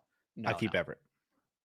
Conklin for me, I am worried that the Jets are getting a quarterback downgrade this week. Wilson is going in, and not good. I am very curious on how much of this team's success and the fantasy producers' success was Joe Flacco. I think it's a lot. And I hope it's not a lot, but I think it is. I think I agree with you on that one. So yeah. Last one, trading CH in a third for a late first. That is. I also like Gerald Everett. I mean, he had 6 targets last week. He just only caught 2 of them. Like, no panic on Gerald Everett. He still had a big role. Mm-hmm. Late first, easy for CH. Oh, absolutely. But yeah, I'd play Everett over Conklin this week, but I've moved Conklin up to 13. I have Everett at 12. So just a hair ahead.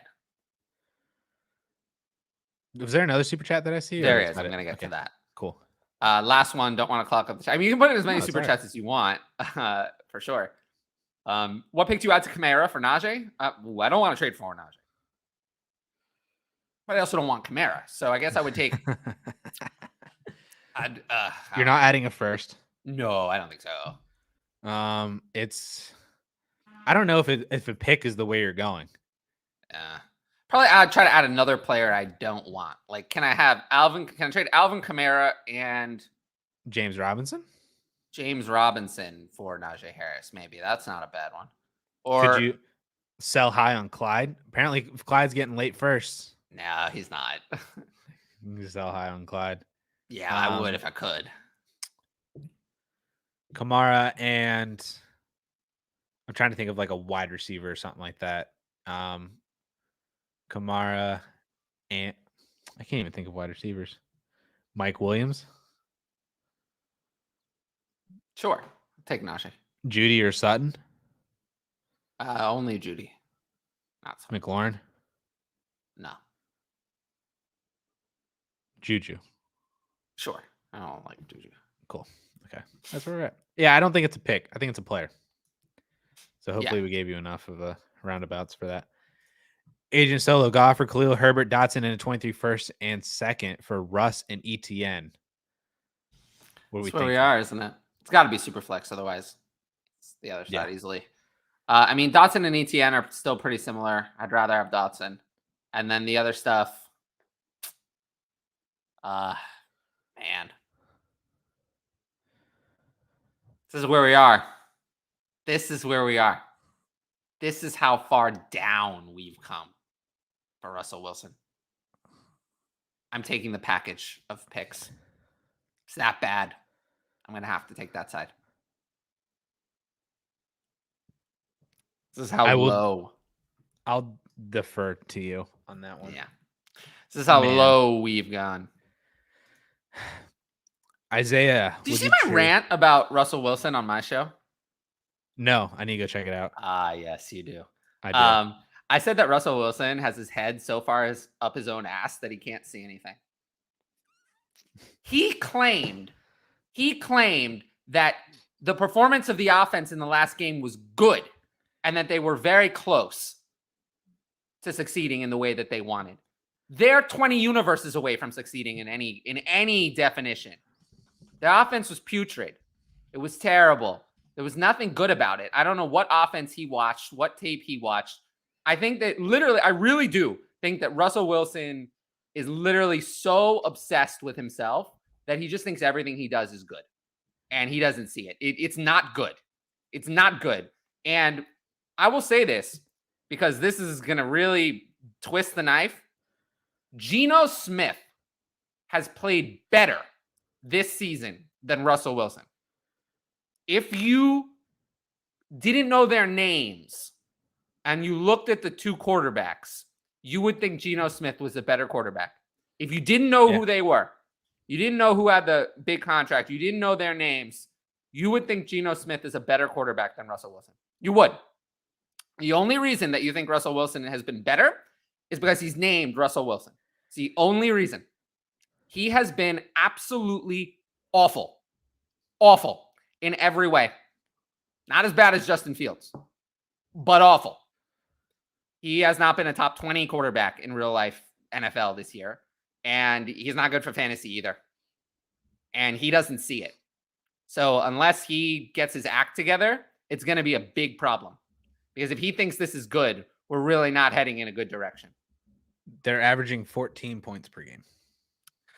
Yeah. But they're 2-1. But that's not because of him. They're winning in spite. The Bears are 2-1 too. And so are the Giants. Are those teams doing well? Are those offenses good? I agree with Eli Manning. I think that they should have paid the punter the big contract instead. That was a good one. I like it. It was really good. And, Russell Wilson has suddenly become allergic to running the ball. He doesn't do that anymore. He doesn't run the ball. And he takes a lot of sacks. We already have 9 sacks. That's not so good. 3 sacks a game. I mean, he has as many sacks as rushing attempts. I thought, what is that? That's not good at all. He used to be able to run the ball. Now he can't do that. But he's good at taking sacks. He's very good at that one. And he's actually decreased the number of yards he's thrown in each game. It's gotten worse and worse and worse every week. And he thinks it's good. He thinks it's good. He watched the tape from the Sunday night game and thought it was good. No. He is delusional. And he is going to have a rude awakening very soon when someone is not taking his shit anymore. Because that's what's going to happen eventually. He's really... it's happened a couple times. He's really someone who has turned me against him. It used to be one of my favorite players, but I'm really not a fan of Russell Wilson anymore. Isaiah, would you trade Keenan for T. Higgins? Oh, absolutely. Yes. T. Higgins is baller. You see the catch? I see all the catches, Tyler. No, you don't. No, I don't. Nobody sees all the catches. Lufty gave Mike Williams got a 23 first and third.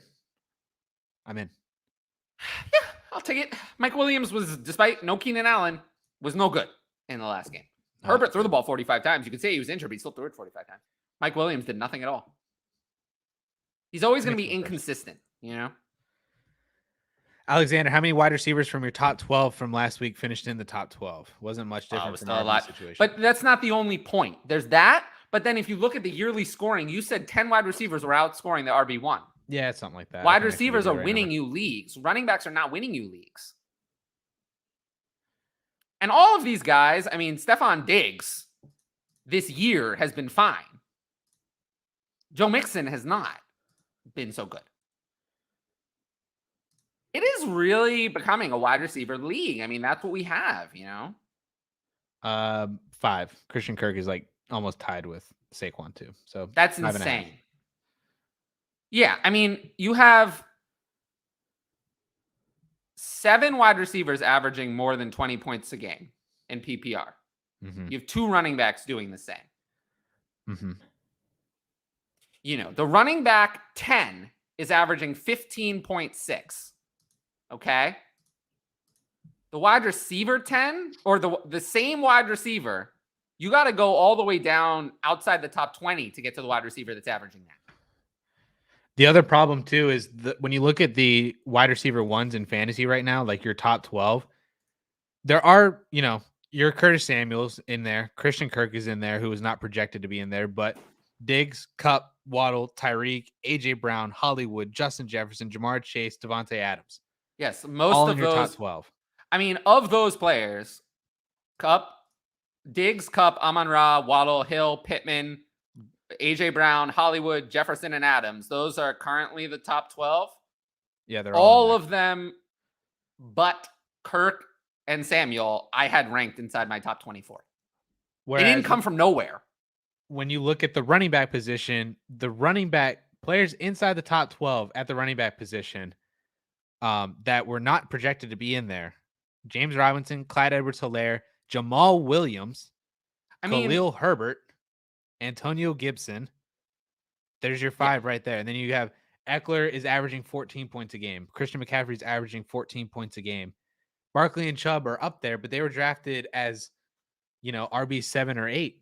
The thing is that you should be starting in every flex spot should be a wide receiver at this point. Yeah.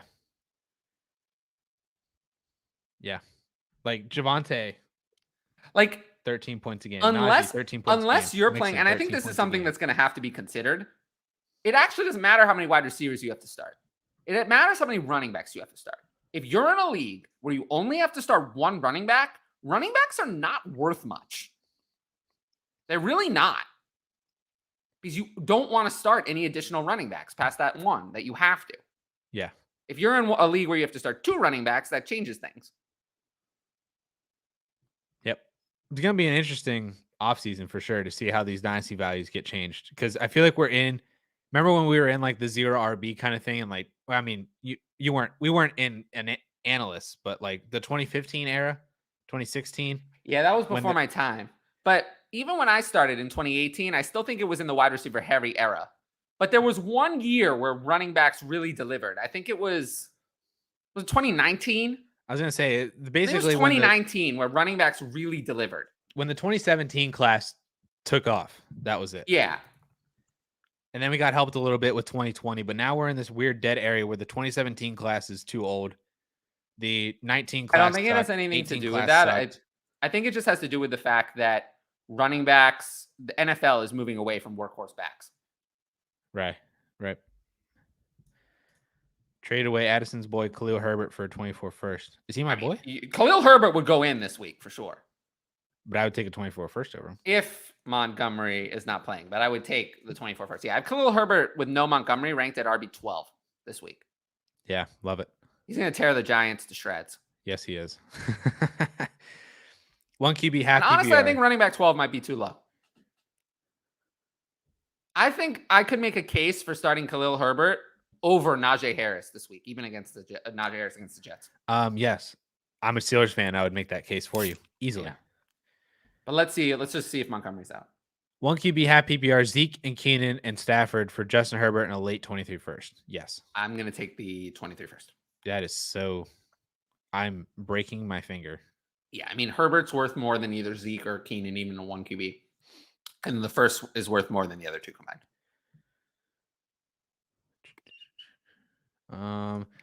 10-team Superflex start 9 half PPR, trying to replace DJ Moore. Some of the wide receivers on teams with losing records: Deontay, Sutton, Ayuk, Garrett Wilson, London. Would you target any of them, and at what price?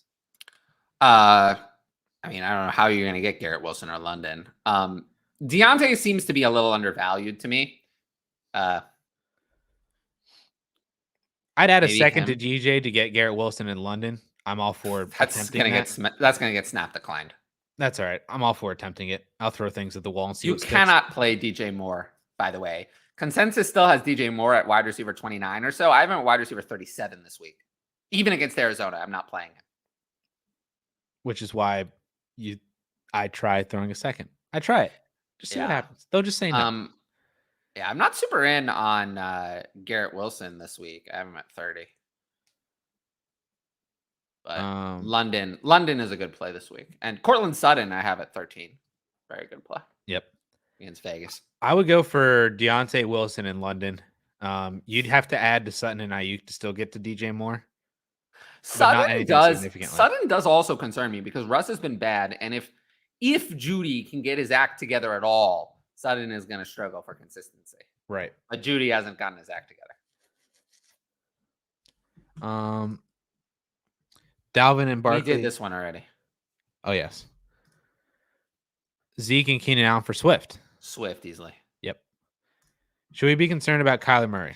Yes. Very. It is what it is.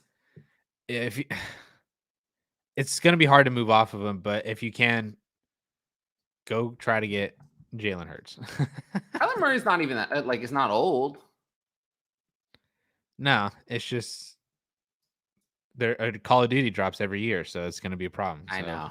And now he has his contract, so they're stuck with him. Dynasty Life traded away DK for Ayuk in an early to mid 23 first.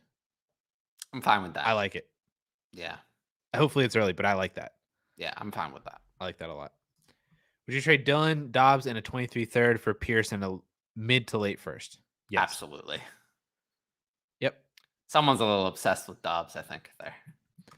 Lefty is full leg punting running backs all the way to Jupiter. Yeah. Yeah, no. I think I don't think this is a 1 year aberration. I think this is the way we've been going over the last 5 or 6 years. And I think NFL teams want to have committee backfields. They want to pass more, run less. So I think that I think this is a permanent change. I don't think we're going to go back to running the ball more. There's going to be maybe one or two outlier a year. Right. But I mean, generally, right. I think and then the rest of this change is permanent, not temporary. Yeah. The analytics are very clear that passing the ball more is a better move. I've come to realize there's no point in having a tight end not named Andrews or Pitts. It's so easy to get tight end production for when you can compete. Look how cheap Everett, Ertz, Gibbs, Higbee are. I mean, honestly, if you're trying to compete and you have Kyle Pitts, you ain't competing. He was fine this week. He had 12 points, dude. He was fine. Let's relax. Mark Andrews is the tight end 1 in Dynasty. No, he isn't. Yes, he is. No, I don't think so. And he has been this entire summer. No. 12-team 1 quarterback Dynasty. Someone offered me what looks to be an early 23 second for Darnell Mooney. I'll take the second. I'll take the second. Yeah, it might be just time to move on from Darnell Mooney. You're gonna get even my current ranking of Darnell Mooney feels too high. You're gonna get a solid 42, player. And that feels too high. Yeah, you're gonna get a solid player with that 23 second. Yeah, he's someone who's just moving down my ranks. I really don't want any part of him. Amon Ra for a 23 second and 24 first. Amon Ra. Amon Ra. Is Swift still considered a staple in Dynasty for a team, or time to sell him after a big game from injury? It's too late. Now that he's injured, you probably have to just hang on and wait for him to come back. DeAndre Swift is one of the few running backs that I actually feel good about having in my roster right now. Yeah, I still am at running back 3 in Dynasty. Yep. Wilson and Michael Carter, along with the 24 first and fourth for Hollywood, Pierce, and Dobbs. Wilson with the first. Yep. Yeah. I take Wilson over Hollywood in the first over the rest of that. Yeah.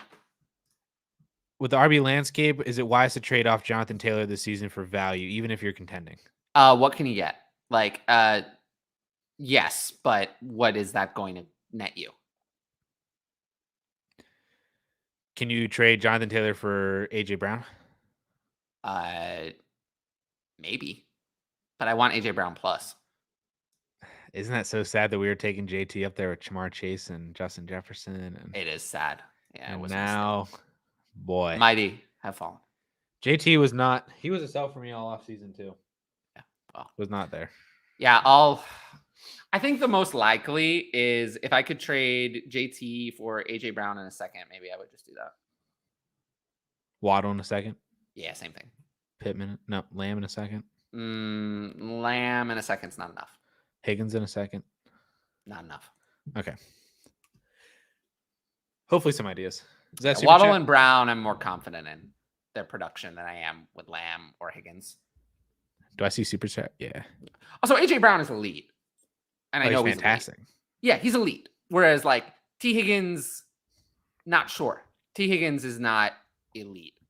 Yeah. The problem with T. Higgins is he'll never command an elite target share with Jamar Chase. Yeah, but it's a talent thing as well. I mean, AJ Brown is elite and T. Higgins is very good. Very good. Yeah, very good. I'm not sure if he's elite. He's very good in 23 with Joe Burrow. Mm-hmm. So that's the recipe for a very high dynasty ranking. But elite, I don't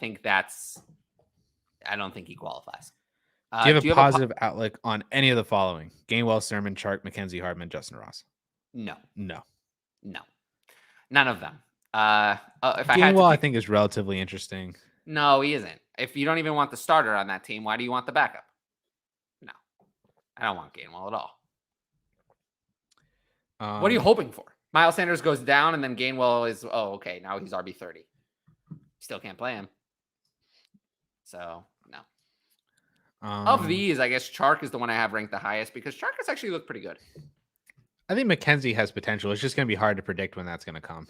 Chark has looked pretty good, and I think Chark is, I don't know. Maybe if he gets the same kind of deal on a better team. Yeah. He actually looked pretty good. Chark's going to go down whenever Jameson Williams comes back. But then, like you said, hopefully with him being on a one-year deal, he can pick a better team next year. But he's looked good, like I said. Mm-hmm. Justin Ross, yeah, no, not that one. This is even better, I think, than the last discussion of these players. Pearson in the first. Yeah, easily. AJ Brown are 224 firsts and Treylon Burks. I love AJ Brown. This is. I mean, they're 24, but Treylon Burks is not worth nothing. This is 324 firsts or AJ Brown. Pretty much, yeah. Treylon Burks is worth around a 24 first. I'm going to lean on the package side. It is close. I'm going to lean that way. I really like AJ Brown, though. I do, too. But I'm going to lean the other way. Start sit Brady or Tannehill? Brady easily. Tannehill. You can never play Ryan Tannehill. I have Ryan Tannehill this week at 24. I don't understand why anyone wants to play him. Yep, with it. Indianapolis shut down Kansas City. You want to play Ryan Tannehill? I don't know. No, thank you. Trade Devonta Smith for Justin Fields and Superflex. If not Fields, what sort of value would you need in terms of picks? I think I have to, just based on what quarterbacks are worth, but I'm grinning and bearing it. Yeah, I feel like this is like when you try to trade from a push pin to a house. This is like you have to do this to just trade up a little bit. I think you have to, but I don't want to. I would immediately be trying to flip Fields. So would I. But I think Fields is worth more than Devonta Smith. He is, yeah. Is this a good trade? Aaron Jones, DJ Moore, and Antonio Gibson for Javonte, DK, and Devin Singletary. If yes, you're it is. Getting Javonte. Yes, yeah, it's such a good trade. I mean, it's a very good trade. See, not even close. He agrees with me. I don't agree with him. I love smelling. I think coffee tastes good. No, it really does. Rebuilding team probably 2 years out from competing. Should I view Stevenson as a building piece or a trade asset? Nah, he's a trade asset. Trade asset. Yeah, he's not a building. He's not a cornerstone piece for me. Would you take Stevenson into the offseason in the hopes that his price increases because Damien Harris walks? No, I'm not playing games. Just wondering. Yeah. It gets into people's heads. No, running backs are always worth more in season when people need them. Now's your chance. Would you send Kamara in a 23-second for Swift? Yes. Yes, I would. Easy. Goddard and Ayuk for Waller and Singletary and Hines? Goddard and Ayuk. Goddard and Ayuk. Yeah, sure. Is Goddard over Waller for you in Dynasty? No. Goddard hasn't done much of anything. I think it's getting closer. I mean, if that you mean that they're both moving down, sure. I mean, Goddard's better than TJ Hawkinson, so. Is he? Yes. Yes. They are. Darren Waller has 34 fantasy points, and Dallas Goedert has 33.8. Yeah. There you go. Sure. Dynasty Superflex 12 team. Brees and Hamler or Olave and Pittman? It's like Hamler matters. I'll take Olave and Pittman. How far is Waddle from Justin Jefferson and Jamar Chase? Willing to move 2, 23 first and Dotson for him? No. Not willing. I'm keeping the first. Yeah, keeping the first and Dotson.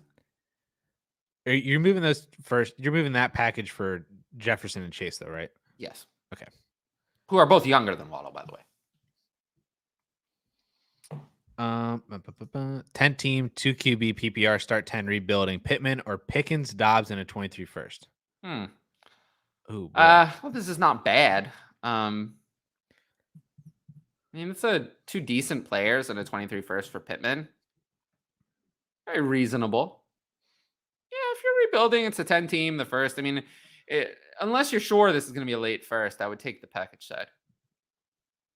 Wide receivers are just not worth that much. Like, I think what I'm saying about the top of drafts is very flat compared to 23 firsts. 23 firsts are worth a lot. And wide receivers, I like them all over running backs, but any particular one is not worth that much. Because there's so many, and there's all very a lot of them. There's a lot to choose from, but I just don't want the running backs either. Right. I'm just saying the top of the draft is very flat. So I think this is an easy way to just build for the future. I agree. 12 team PPR, trade Garrett Wilson in a late first and second for Tyreek and Michael Thomas. No. Garrett Wilson's worth more than Tyreek. Yep. And the picks are worth more than Thomas, so no. Easy. Yeah. Trying to get Drake London, what would you be willing to give up to get him? I think you missed your chance on all of these guys. Treylon Burks, you still have the windows are still open. But on Treylon Burks or Drake London, I don't know. I mean, I don't. DJ Moore in a second. That's not going to happen. I'm just saying to try it. It said that you can try it, but it's not going to happen. Yeah, maybe Hollywood Brown straight up because he had a big game. I'd much rather have Drake London long term. Deontay in a second. Yeah, I'd pay that barely. Godwin in a second. Yeah, definitely. I prefer Deontay over Godwin. Okay. James Robinson and Godwin or a 23 first, second, third, mid to late. I'll take the picks. If it's a super flex, I feel like I have to take the 23 first. It's just worth so much more than anything else. If it's a 1 QB, this is suddenly more appealing. Actually, a lot more appealing. Yeah. But I'll still probably go with the picks. But if it's mid to late in a 1 QB, I could go for Robinson and Godwin. Chris says, hey, guys. What's up? Is that Deontay? I think that's Deontay. I think so. 1 QB, half PPR, 2 low to mid 23 first or Jamar Chase. Yeah, Chase is ads, especially in 1 QB. Man. Bateman, Elijah Moore, Gabe Davis. Rank them. Bateman, Moore, Gabe Davis. Moore, Bateman, Davis. I'm not. I used to be a Bateman guy. Not anymore. I'm not really a Bateman or a Moore guy, but it's just that they're young, so they're holding on to value. Noah, what's up, man? I help him out in the DMs. He's awesome. You're such a nice guy, Addison. Appreciate it, Noah. Thank you. You're 0-3. Had the most points against you, but top 3 in max points for. Is that potential points? I believe so. Or, yeah, max points for is potential points. A The few maximum decent points pieces you could have scored. Right. A few decent pieces in place. What'd you do? Asking for a really cool, super good looking friend. Oh, so Addison. Hey, because I am also probably most likely to be 0-3. Oh, I didn't even think of that. Productive struggle. I mean, I don't know. This is so vague. Like, The problem with using the potential points game is you're assuming that you're going to make better start sit decisions moving forward. and also that they were decisions you could have actually made. Like, Right. I think I judge the team more based on the points you actually scored. Right.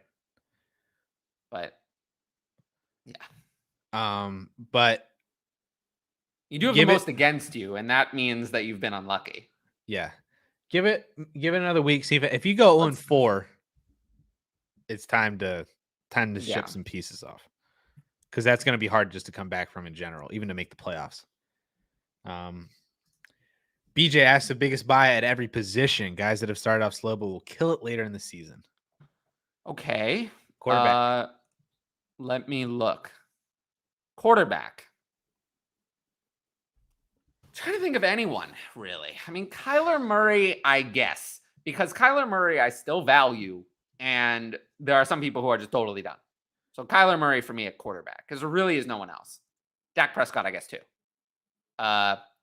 Running back, Breece Hall, of course, is the big one. I would say. Wide receiver. I like AJ Dillon. Yeah. Wide receiver, I'd say Elijah Moore. Yep, that's who came to mind for me. Is on my list. DJ Moore if it's really low, but you're looking toward this is not answering the question.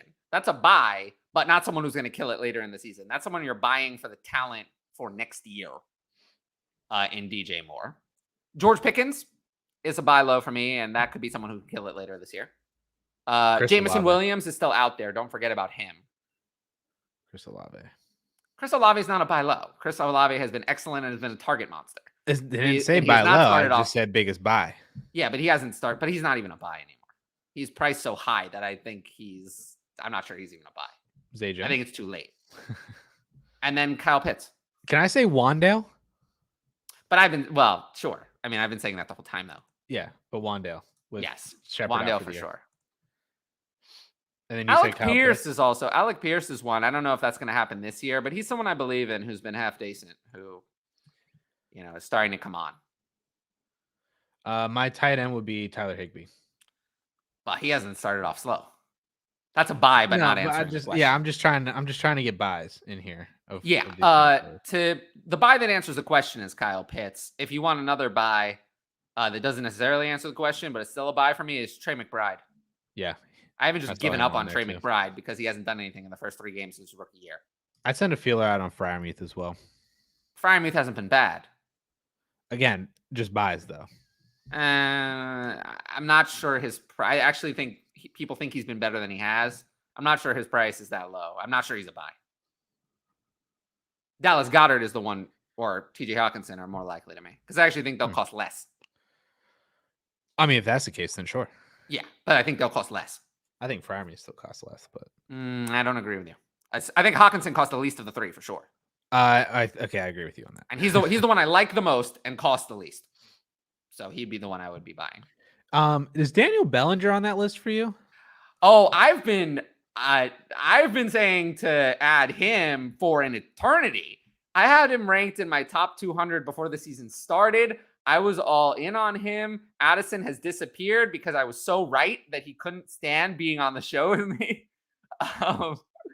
But no, I've been talking about Daniel Bellinger for a while. I tweeted about him during the game. He had a big role after Sterling Shepard he'll have a bigger role with Sterling Shepard, but he was on the field anyway. He was playing as the starter from week 1. A round 4 rookie tight end playing as the starter from week 1. That's a very good sign. He's someone I've been talking about for a long time. And someone in my Patreon, if you were in my Patreon, you might have added him weeks ago, before the season even started. So I've been in on him for a very, very long time. And I would say you can even potentially start him this week. I have him I have him ranked in weekly ahead of Alberto and Noah Fant. I have him at tight end 23 for the week. So in a desperation situation, you can put him in. against That's Chicago. why I'm wondering. Like, if he's a buy from people who don't really realize what they have, like if you could, He's just not send a buy. He's still on waivers, and you can pick him up. We're not even talking about buying him. We're talking about adding him. Yeah, but I mean, if I he's already guarantee you, rostered, what percentage of the people listening to this show, even listening to this show, know who Daniel Bellinger is? Half listening to this 70. show, I'll give probably 70. 70. Yeah, but that still means that 30% of the people, forget everyone in your league, 30% of the people listening to this show don't know who Daniel Bellinger is. Yeah. So he could still be on your waiver wire. If he's not on a waiver wire, I'd still throw a third or fourth at him. Just see if I'm not going to throw a third at him, but a fourth maybe. It's not how you get him, though. You sneak him into a different deal. You're doing a completely unrelated deal, and you just sneak him in there. That's how you get him. It's not try to trade for him directly. If you try to trade for him directly, people realize what's up. Yeah, and they'll be like, wait, why is this guy trying to trade for Daniel Bellinger? But I'd rather have Daniel Bellinger over Isaiah Likely. Yeah, who 100% lost agree. work this week. I agree. That Isaiah Likely was never, that was weird. No, he looks decent, but Daniel Bellinger is the starter, whereas Isaiah Likely is now third string behind Josh Oliver. 12-team PPR Superflex. Choose a side between all of that. This is too complicated. But I'm taking the top side. I think it has to be. Yeah, the top side just has much better players. I'm taking the quarterbacks over the quarterbacks. I'm taking Barkley over Kamara. I'm taking Lamb over A-Rob. Hopkins and A-Rob don't matter. I'd rather have Lamb Lamb over Moore, Barkley over Kamara. Everything on the top and then side's Lawrence and Watson are about the same. Russ is better than Lance, but not enough to make up the difference on the Barkley and Lamb parts. So, top side. All right, I'm gonna try and see if I can get through some ones that we haven't. Yeah, at this point, if you want your question to be answered for sure, I would suggest the super chat because Addison, you can tell that I'm starting to tire, and Addison is. But a lot of these questions too, like in some way, shape, or form tonight, we've answered some of these. Like this one, yeah, like I struggle with this on my own show. Is often going through the same topics over and over again. What's Kelsey's value right now in Superflex non-tight end premium dynasty? You giving a random 23 first for Kelsey? Because I'm not. I would take the first. I'd take the first. Yeah. Yeah, I would take the first. So, I feel like you can still get a first for him. But so take it first. Give Lance 23 first and 2 seconds for Watson. For Deshaun Watson? No. I think I'm gonna pass on that. Yeah, I'll take Lance in the picks. If you removed the 23 first, I would take Watson. Agreed. And I still don't. For me, it's kind of like, I don't really want to have Watson on my team. I don't really care for him. As we all know, I dislike him. I have so few teams. I'm probably not going to have a dynasty team with Deshaun Watson on there because that wouldn't be fun for me. And, if you feel that way, that's totally fine. But I assume that if you're asking, you're fine with acquiring him. So I'll give you advice based on that. But I'm not going to go for him personally. 23 first or James Robinson in the second? 23 first. Kyle started 3-0, but he needs help at running back. Who should he target? Leonard Fournette. If you want someone on the cheap, Leonard Fournette is the man. If you need a stopgap right now, Jamal Williams. Yep. I'd throw Kareem Hunt in there. Kareem Hunt is a good one. Yeah. Kareem Hunt and maybe James Robinson if people don't believe yet. And Khalil Herbert. Khalil Herbert might be too expensive for what he's actually going to deliver. Pricey. Could you get Jeff Wilson cheaper? Yeah, that's you get maybe another month of I just think that Khalil Herbert is going to be expensive for what he's actually going to deliver. Okay, I can agree on Jamal Williams is a better deal. You might be able to turn 1/3 into Jamal Williams and Jeff Wilson. Possibly. In some leagues. I think this is a fantastic question. Should we be concerned about using a 23 first to draft a running back? Seems like teams are moving away from workhorses. Now remember that Jonathan Taylor has not necessarily been great, but he's still been being used as a workhorse. Christian McCaffrey has not been great, but it's not the usage that's the problem. Saquon Barkley has been good, and the usage has been similar to the other two. The only issue is that for some reason he's scored, despite the fact that the Giants are bad. Saquon Barkley has been the one of those that scored. So if you're one of those three, you're used as a workhorse, and Bijan Robinson is on that level. So using a first to draft Bijan Robinson, no concern. Using a first to draft, a mid-tier, I think we're never gonna make the James Cook mistake again. The Trey Sermon, the Keyshawn Vaughn, that mistake that we've made over and over and over and over and over. You say that, but we've made that mistake over and over and who's over. We? No, who's we? I'm with you. We has not made that mistake. I'm with you. We made that mistake once with Keyshawn Vaughn and then learned our lesson. We will not make that mistake again. I'm not a part of that we. I'm not part of the we either. I'm just saying that people make like it when I get heated every single year. Yes, but I will prevent us. I think rephrase. Most second round running backs will still be worth a first round pick. It's going to be the second round running backs who we already know should have been in that range, you know? Whatever. I think we're not going to draft them then. You're not going to if 2023 is another 2020, we had Jonathan Taylor, DeAndre Swift, Javonte Williams, all round 2. If they're all worthy of being drafted in that area, then sure. But how many running backs in the 23 class are really worth that? Probably, again, another 3. 3. Okay, so 3 is fine. Yeah. You just don't draft the Keyshawn Vaughn. You know who that is. Yes. It's the one who's not a premium prospect and then who is vaulted up later based on landing spot. Trey Sermon was the next one. Yep. Just don't draft that guy. Stick to the guys who are premium prospects from the beginning. In this case, that's what? Bijan Robinson, Jahmyr Gibbs, and Zach Evans. I think Bigsby is on the line. Yep. There's 3. Where are we at? I mean, DLF's Debbie rankings has Zach Evans well ahead of Tank Bigsby.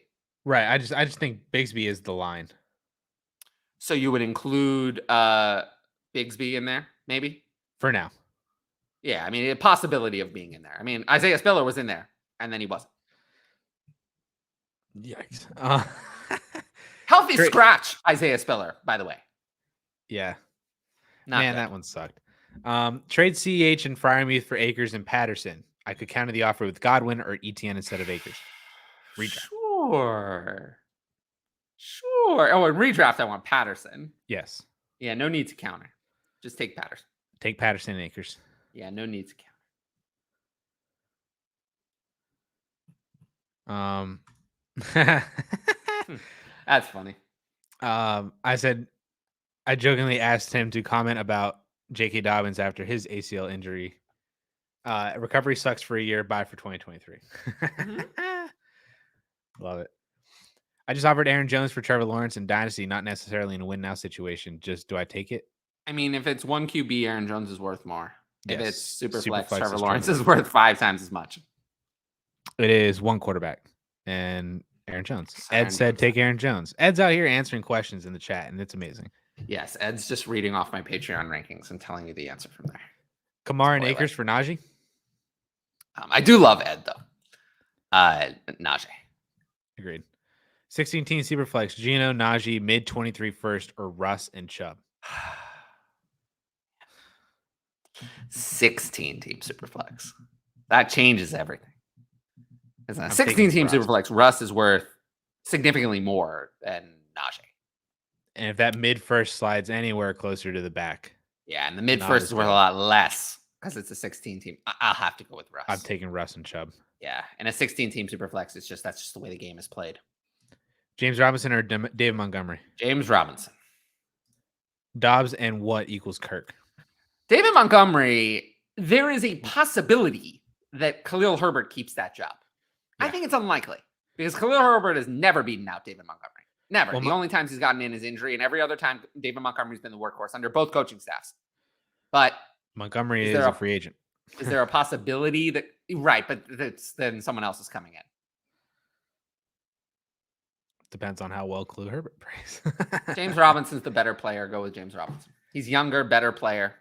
James Robinson. Dobbs plus what equals Kirk? Dobbs in a second, I think almost exactly equals Kirk. Love it. Should I trade Saquon or Ramondre for Dalvin Cook and AJ Brown?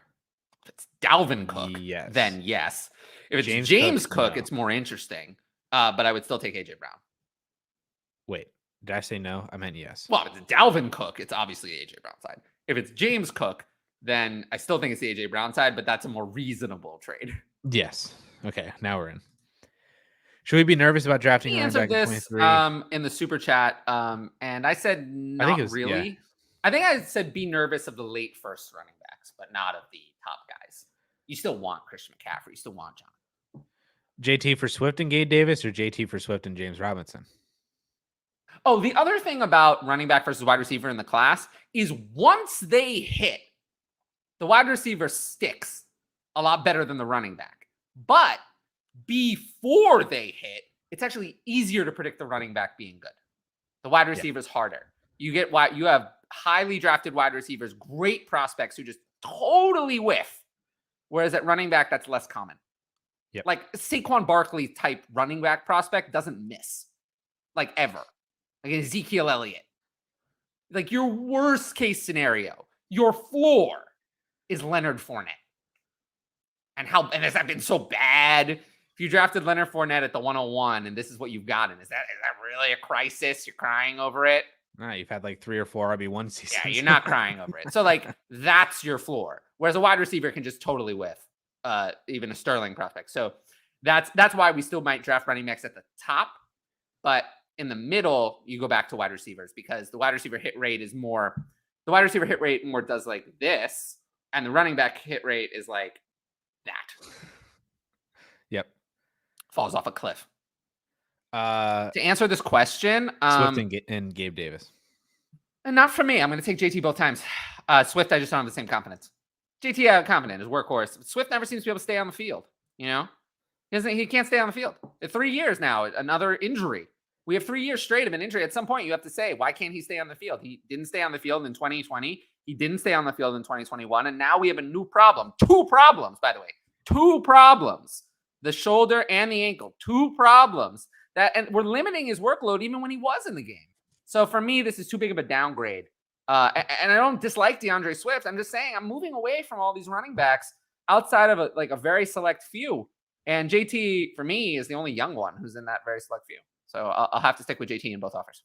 I will say if you're the package side trading for JT, I want to move Swift and James Robinson. You got to get more than this, though. I think you can still get more, especially with Swift's injury. You can get more. I think you can get, instead of Swift and Gabe Davis, how about Swift and Cortland Sutton would be better? At least you get someone else who's producing a little more right now. Or maybe Swift and Elijah Moore. How about that? Elijah Moore, a buy low on Elijah Moore, something better than Gabe Davis. I just think this is a little subpar. It's not good enough. And another super chat. Thank you. Really helpful. Oh, well, I appreciate Thank you. I try my best. I try my best to be entertaining and helpful. Sometimes I try not to sacrifice. I try to really balance that. I try not to sacrifice too much of one for the other. Because I could read boring and read off my. Oh, that was about to use a bad word there. Read off my spreadsheet and just read the answer, but nobody wants that. Why bother to tune into the show then? But if I was only entertainment and offered no analysis, then anybody can do that. Twitter. Yeah, anyone can do that. So it takes someone rare to be able to do both. Give Kirk and 2 first for Justin Jefferson. I think I would. Yeah, I'll have to do that. I'll take Justin Jefferson. I would. It's Justin Jefferson. I just feel like Justin Jefferson should carry more value than that. And I've seen some people ask me, should I start Justin Jefferson this week? Like legitimately asking, should I start Justin Jefferson, as if they're not going to start him for some reason. There's also 10-team 1 quarterback. So yes, I'll definitely take Jefferson. But like people were legitimately asking me, should I start Justin Jefferson? I'm like, who else do you have? I mean, what's the alternative? I have a wide receiver 2 this week. So I think I'm going to start him even after a couple bad games. He's an elite wide receiver. I'm not just going to bench him because he's in a slump. Christian Kirk or late 23 first. He's 2-1, but not championship because he lost. We've answered a lot of Kirk versus 23 first with 23 first, and it's the same question, the same answer here. Just traded Connor and Patterson for Jonathan Taylor. Holy crap. Congratulations. That is ridiculous. Jonathan Taylor easily. Is Gesicki worth buying in Dynasty? No. Gesicki is interesting to me because I mentioned this on my show yesterday. So essentially, there's 3 tight ends that I kind of feel like are the same. Gesicki, Kmet, and Fant. There's nothing wrong with any of the 3 of them. Cole Kmet did not become bad this year. There's nothing wrong with Mike Gesicki. He didn't become a bad player. Noah Fant didn't become bad when he was traded to Seattle. But they're in situations where they just are so buried in a terrible offense that doesn't use the, or in Gesicki's case, an offense that doesn't use him. In Fant's case, a bad offense that doesn't use him. And in Kmet's case, just a disaster area. They're buried in situations that suck. But the reason why Gesicki is the one I like the most is because he's the closest to leaving that situation. He's on the franchise tag. Miami obviously hates him, so he's not coming back. And, he could have a Gerald. He could be the next Gerald Everett, someone who just signed somewhere better. And I think Gesicki's even better than Gerald Everett. So I haven't given up on Gesicki. Would you trade Fant for him? I'd rather have Gesicki because he's closer to leaving. The Seahawks picked up Fant's 5th-year option, so they has another whole year of this. Okay. In Pete Carroll's offense. Will Disley obsessed Pete Carroll. Jesse, happy Taco Tuesday, guys. 10-team Superflex PPR. Akers and Irv Smith for Austin Eckler. Just traded for Kelsey the other day, and his team is competing. I'll take Eckler, but it's not like I want Eckler. I'll take Eckler. Take Eckler, I suppose. In tight end premium, is McBride worth a second? Yes. No. I mean, I would pay a second for Trey McBride. Let me say it. I wouldn't. You would not pay a second for McBride? No. Even in tight end premium? No, he hasn't done anything to be worth it. No. I mean, even in tight end premium this year, he went around 18 or 19 overall, and he's only been horrible. So you think he's gained value in a better class? No. So I'm not paying it. Right? I mean, why, if he went at 18 or 19 overall, why would I now pay a 23 second in a better class? I don't think I'm going to do that because he's lost value. He's lost a significant amount of value. Also, Jesus. Yeah. Andre Francois. Thank you. 10-team $20 super chat. I don't know if we've. We had one last week. We had one, but yeah, the 20 I think has been the highest we've ever gotten. There's been a few times, so thank you. Last week was, I think, the first one. Jesus. First in a while, yeah. Thank you. There were a few in the old days. 10-team Superflex projected to finish bottom half this year. His QBs are Kyler, Russ, Fields, Brees, Kenneth Walker, Dillon, Ramondre, running back, Lamb, Pittman, Godwin, Hollywood, Davis at wide receiver. He's worried about quarterbacks. Tip for competing next year. I'm not that worried about it. I mean, you have Kyler is still good. You have Russ, who is, I mean, he's bad, but can be good. Yeah, I mean, he's still going to be a quarterback too. And then Fields, yeah, I am a little worried, but what are you going to do? You have Brees. That's good. You have Lamb, Pittman. That's a good. Hollywood is good. Davis is a good up and coming. Godwin will bounce back when he gets back from injury. Yeah, I mean, in terms of competing next year, I would say, well, what moves would you really suggest?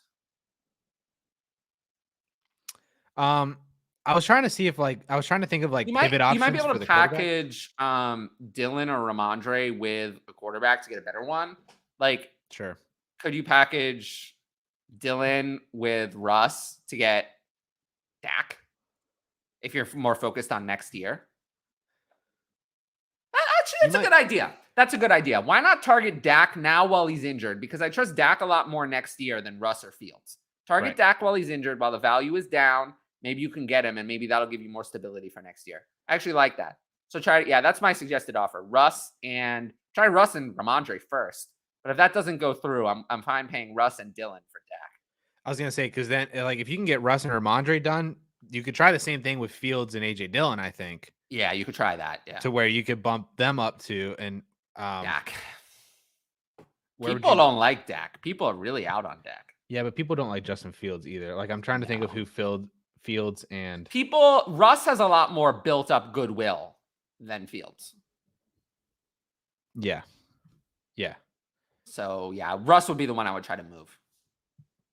Do you think you could still do Fields and Dillon for Trevor Lawrence? No one's giving you Trevor Lawrence. What about Tua? No. Maybe for Tua. They could see it as a sell. What about Carr? Would you do that for Carr? No. Okay. I still have Fields above Carr. Carr has been just okay. Carr's not been very good. Yeah, I'm just safer options, Carr is safer in some ways. Those would be that would be the way to go, I think, for sure. Yeah, to me, the quarterbacks really have lost value. Like there's a clear top 11, and everyone else is like really lost value. Yeah. Don't touch your wide receivers. Your running backs can be messed with a little bit because they're running back, especially if you're looking for next year. Trade those guys now. Not Brees necessarily, but the other guys can be used for packaging, like Tyler said. Yeah. Oh, Addison, you did such a great job here. Francois. Thank you. Bears fan. Oh, I'm so sorry. I'm so sorry. No, they're 2-1. 2-1. 2-1. Yeah. No problem. we always try to get to the super chats. Well, we always get to the super chats. We always try to get to everyone else, but that's not going to happen today. I can already tell. Would you cash in on Madison for Jeff Wilson? Don't have Dalvin, but he does have Elijah Mitchell. Singletary's his RB2. I would not do that. I was going to say, I'd rather have Alexander Madison. Yeah, especially with Cook already starting to get injured. Yep. Madison has a higher ceiling than Jeff Wilson. Yeah. When they both play. I agree. Thomas, good evening, boys. Productive struggle team. Addison's advice. Oh. Well, nice. I'm offloading current point players for future points. Amari Cooper and Sky Moore for Cortland Sutton and Clyde Edwards-Helaire. Well, I don't see that as that's actually going to help you score more points, not less. I was going to say, if you're looking for future points, you want Sky Moore. I still want the Sutton side of this trade, though. Ooh. I think you do because then you can trade Sutton for something better. I agree. Is that what you're going for? Yeah, and instead of this, you could do this, but I also am fine with just keeping Sky Moore, who's really a hold for me, and just offloading Amari Cooper after the big game. I'm good with that too. He's had like 2 big games in a row. He's Yeah. strung together 2 in a row that should make people interested. I don't really believe in Amari Cooper. I think you could turn Amari into Elijah Moore if somebody really does not like what Elijah Moore Moore's done. That would be great. I would love to do that. Do that. Matt, 10 team start 9 non-tight end premium 2 quarterback 623 first 324 first. That's insane. Holy crap! Trade DK and 2 firsts for Chase and a 23 second. It's an overpay. This feels like it's too much. To add 2 firsts to DK to get and Chase, they're 10 team. Overpay. They're 10 team super flex. Yeah, I'm not doing that. QB. I'm not doing that. I get what you're trying to do. Lop off a first and take off the second from Chase. Try that. I hear you, but I don't want to do this. Yeah. Sorry. The taco in my league? Yeah.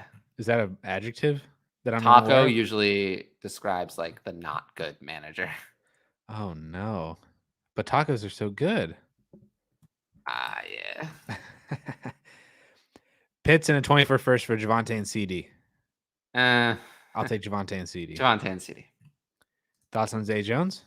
He's fine. If you can still buy him for a third, I would do that if you need a wide receiver. I guess, sure. 5 for 5, Damien Pierce truther. Cook never made sense. Oh, that was for the... That's hindsight, though. I'm a contender and I want a wide receiver. What types of trades should I look for? Can you be any more vague? I mean, I don't know, man. Go for... oh, man. Go for the rookies. Send a second for Mike Evans. Go get Zay Jones, I guess. Send a second for Mike Evans because people forgot he was good after he was suspended. How about that? That works too. I like that one. Any possible trades? 10 team 2 flex. Too vague. I like of it's basically just when you ask me this question, you're just asking which players on your team do I not like. That's the question you're actually asking. So I'm going to tell you to put Mixon, Cup on the block, maybe Pierce as well if people are a little obsessed with them. Zeke out for the big game. Yeah, I mean, yeah. But that's just realize that that's what you're asking when you ask me this question. You're asking which players do I not like in Dynasty at their current value. Oh, here we go. So contender Allen Robinson for Romeo Doubs. Oh man, I have Allen Robinson ranked higher in Dynasty, but it doesn't feel right. But I'm taking Dobbs. That was in my video this morning, actually. I said I would take Dobbs over Allen Robinson. Guess so. Speaking of A-Rob, thoughts. If you were to move him, what would you be happy getting back? Luckily, I've had no Allen Robinson to move because I told people that this was a disaster waiting to happen. And I told people that literally in order to invest in Allen Robinson, you had to believe that he did not try in 2021. That's what you had to believe. That's what you were. That was the good scenario. That was the good one. That was the good possibility. That's what you were investing in. How does Kenny Golladay look? How does didn't try look? You had to invest. If you wanted to believe that's what you believed in, that he didn't try, maybe that wasn't such a good idea. I don't know. Maybe that wasn't such a good plan. Maybe. Romeo Dobbs. I guess Dobbs, so. Luke, I don't really believe in Romeo Dobbs either. Any second, dude. Would I be better off to start Geno Smith or trade for Drew Bledsoe? It's crazy. I actually have Geno Smith at quarterback 16 this week and Russell Wilson at quarterback 19. Yikes. I am putting Geno Smith in. Looking to trade to get Kelsey from a rebuilding team. What's a reasonable value to offer? Kenneth Walker plus? Worth Kenneth Walker plus. I was going to say, I had like Kenneth Walker in a second. If you're really going for it, I would. If you're desperate, I'm fine with it. But if you're adding anything substantially more than a second to Kenneth Walker, then it's not worth it. Agreed. Why isn't Ertz considered part of the Waller, Kittle, Goddard tier of tight ends? Used to be part of the big threes and hasn't stopped producing. Because he totally stopped producing until he was traded to Arizona. That's why. That is true. And also because he didn't produce for years. He didn't produce really 2020 much or 2021 until he was traded. That's why. We're talking also in Dynasty too. So if this is a redraft take, then it's a little bit easier. Zach Ertz was nothing, and then he essentially has played almost nothing with DeAndre Hopkins healthy. He's played almost none of his games in Arizona with DeAndre Hopkins healthy, and some of them without DeAndre Hopkins there. But yeah, he's been. I mean, Zach Ertz in his last seasons with Philly. Yeah, I mean, in 2019, Zach Ertz was horrible. He averaged 3.3 receptions and 30 yards a game. And then in 2021, he was almost exactly the same. So he was dead in the water and then went to Arizona and then he was revived. That's why. So there's your answer. Should I trade Schultz and Kamara for Diggs? Redraft. He has Higbee as his tight end. I'm going to have to do that. Yeah, I'm going to take Diggs. Yep, I'll take Diggs. Love it. He said that his wide receivers are Adams, DJ Moore, and A-Rob. Yeah, that's just easy for Diggs. What's up, guys? Thoughts on Allen Robinson? Think I'm ready to drop him for Zay Jones, Matt Collins, or Romeo Dobbs? I'd really rather. I mean, I hate Allen Robinson, but I'm assuming though this is redraft. Yeah, I'd still keep him. I guess. If it's Dynasty, you can't drop him. Allen Robinson's so frustrating. I didn't hate him as like wide receiver 35, but people that seemed reasonable, but people had him in 20. I still wouldn't drop wide receiver 35. Yeah. That's what I think he is. Wide receiver 35, 40. I'd probably drop in redraft because he doesn't have the upside. Neither did any of these guys. I think Dobbs does.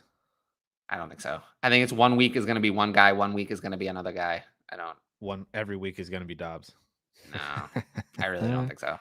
You got Kamara by trading James Robinson straight up. Love it. Great job. Awesome. Yeah, we said Diggs. Yeah. I'm in a league. I have Lamar. Got offered 25 first and Amon Ra for 25 first and Amon Ra for a 24 first in Jalen Hurts. Well, is this supposed to be one? Is that? There's probably one QB. I was wondering if there's one QB, it's Amon Ra easily. I have Gabe Higgins and Deontay. Yeah, if it's one QB, it's Amon Ra easily. Yep. If it's super flex, it's Jalen Hurts easily. So. Yeah. Really, Truther said, just tune back in and get some sleep. I'm about to. I mean, this is still an hour shorter than my show yesterday. I'm gonna get some sleep. Nick said he got 3 wow emojis on Sleeper for it. First Yeah. trade that went down, didn't even think I'd get accepted. I love it for you, bro. And with that, that is how we'll call it. I know. Cal will be back next week. So Don't then forget I my don't have to start. talk as Don't much. forget my start sit show On Sunday. What time? It's at 11:30. 11:30. Yeah, I put the link at the bottom of the Eastern chat. time. There you go. 11:30 Eastern. Eastern Yeah. time. There's your link to the start sit show. Cool. We'll see you Addison guys. needs a nap. I am so tired, dude. We'll talk to y'all later.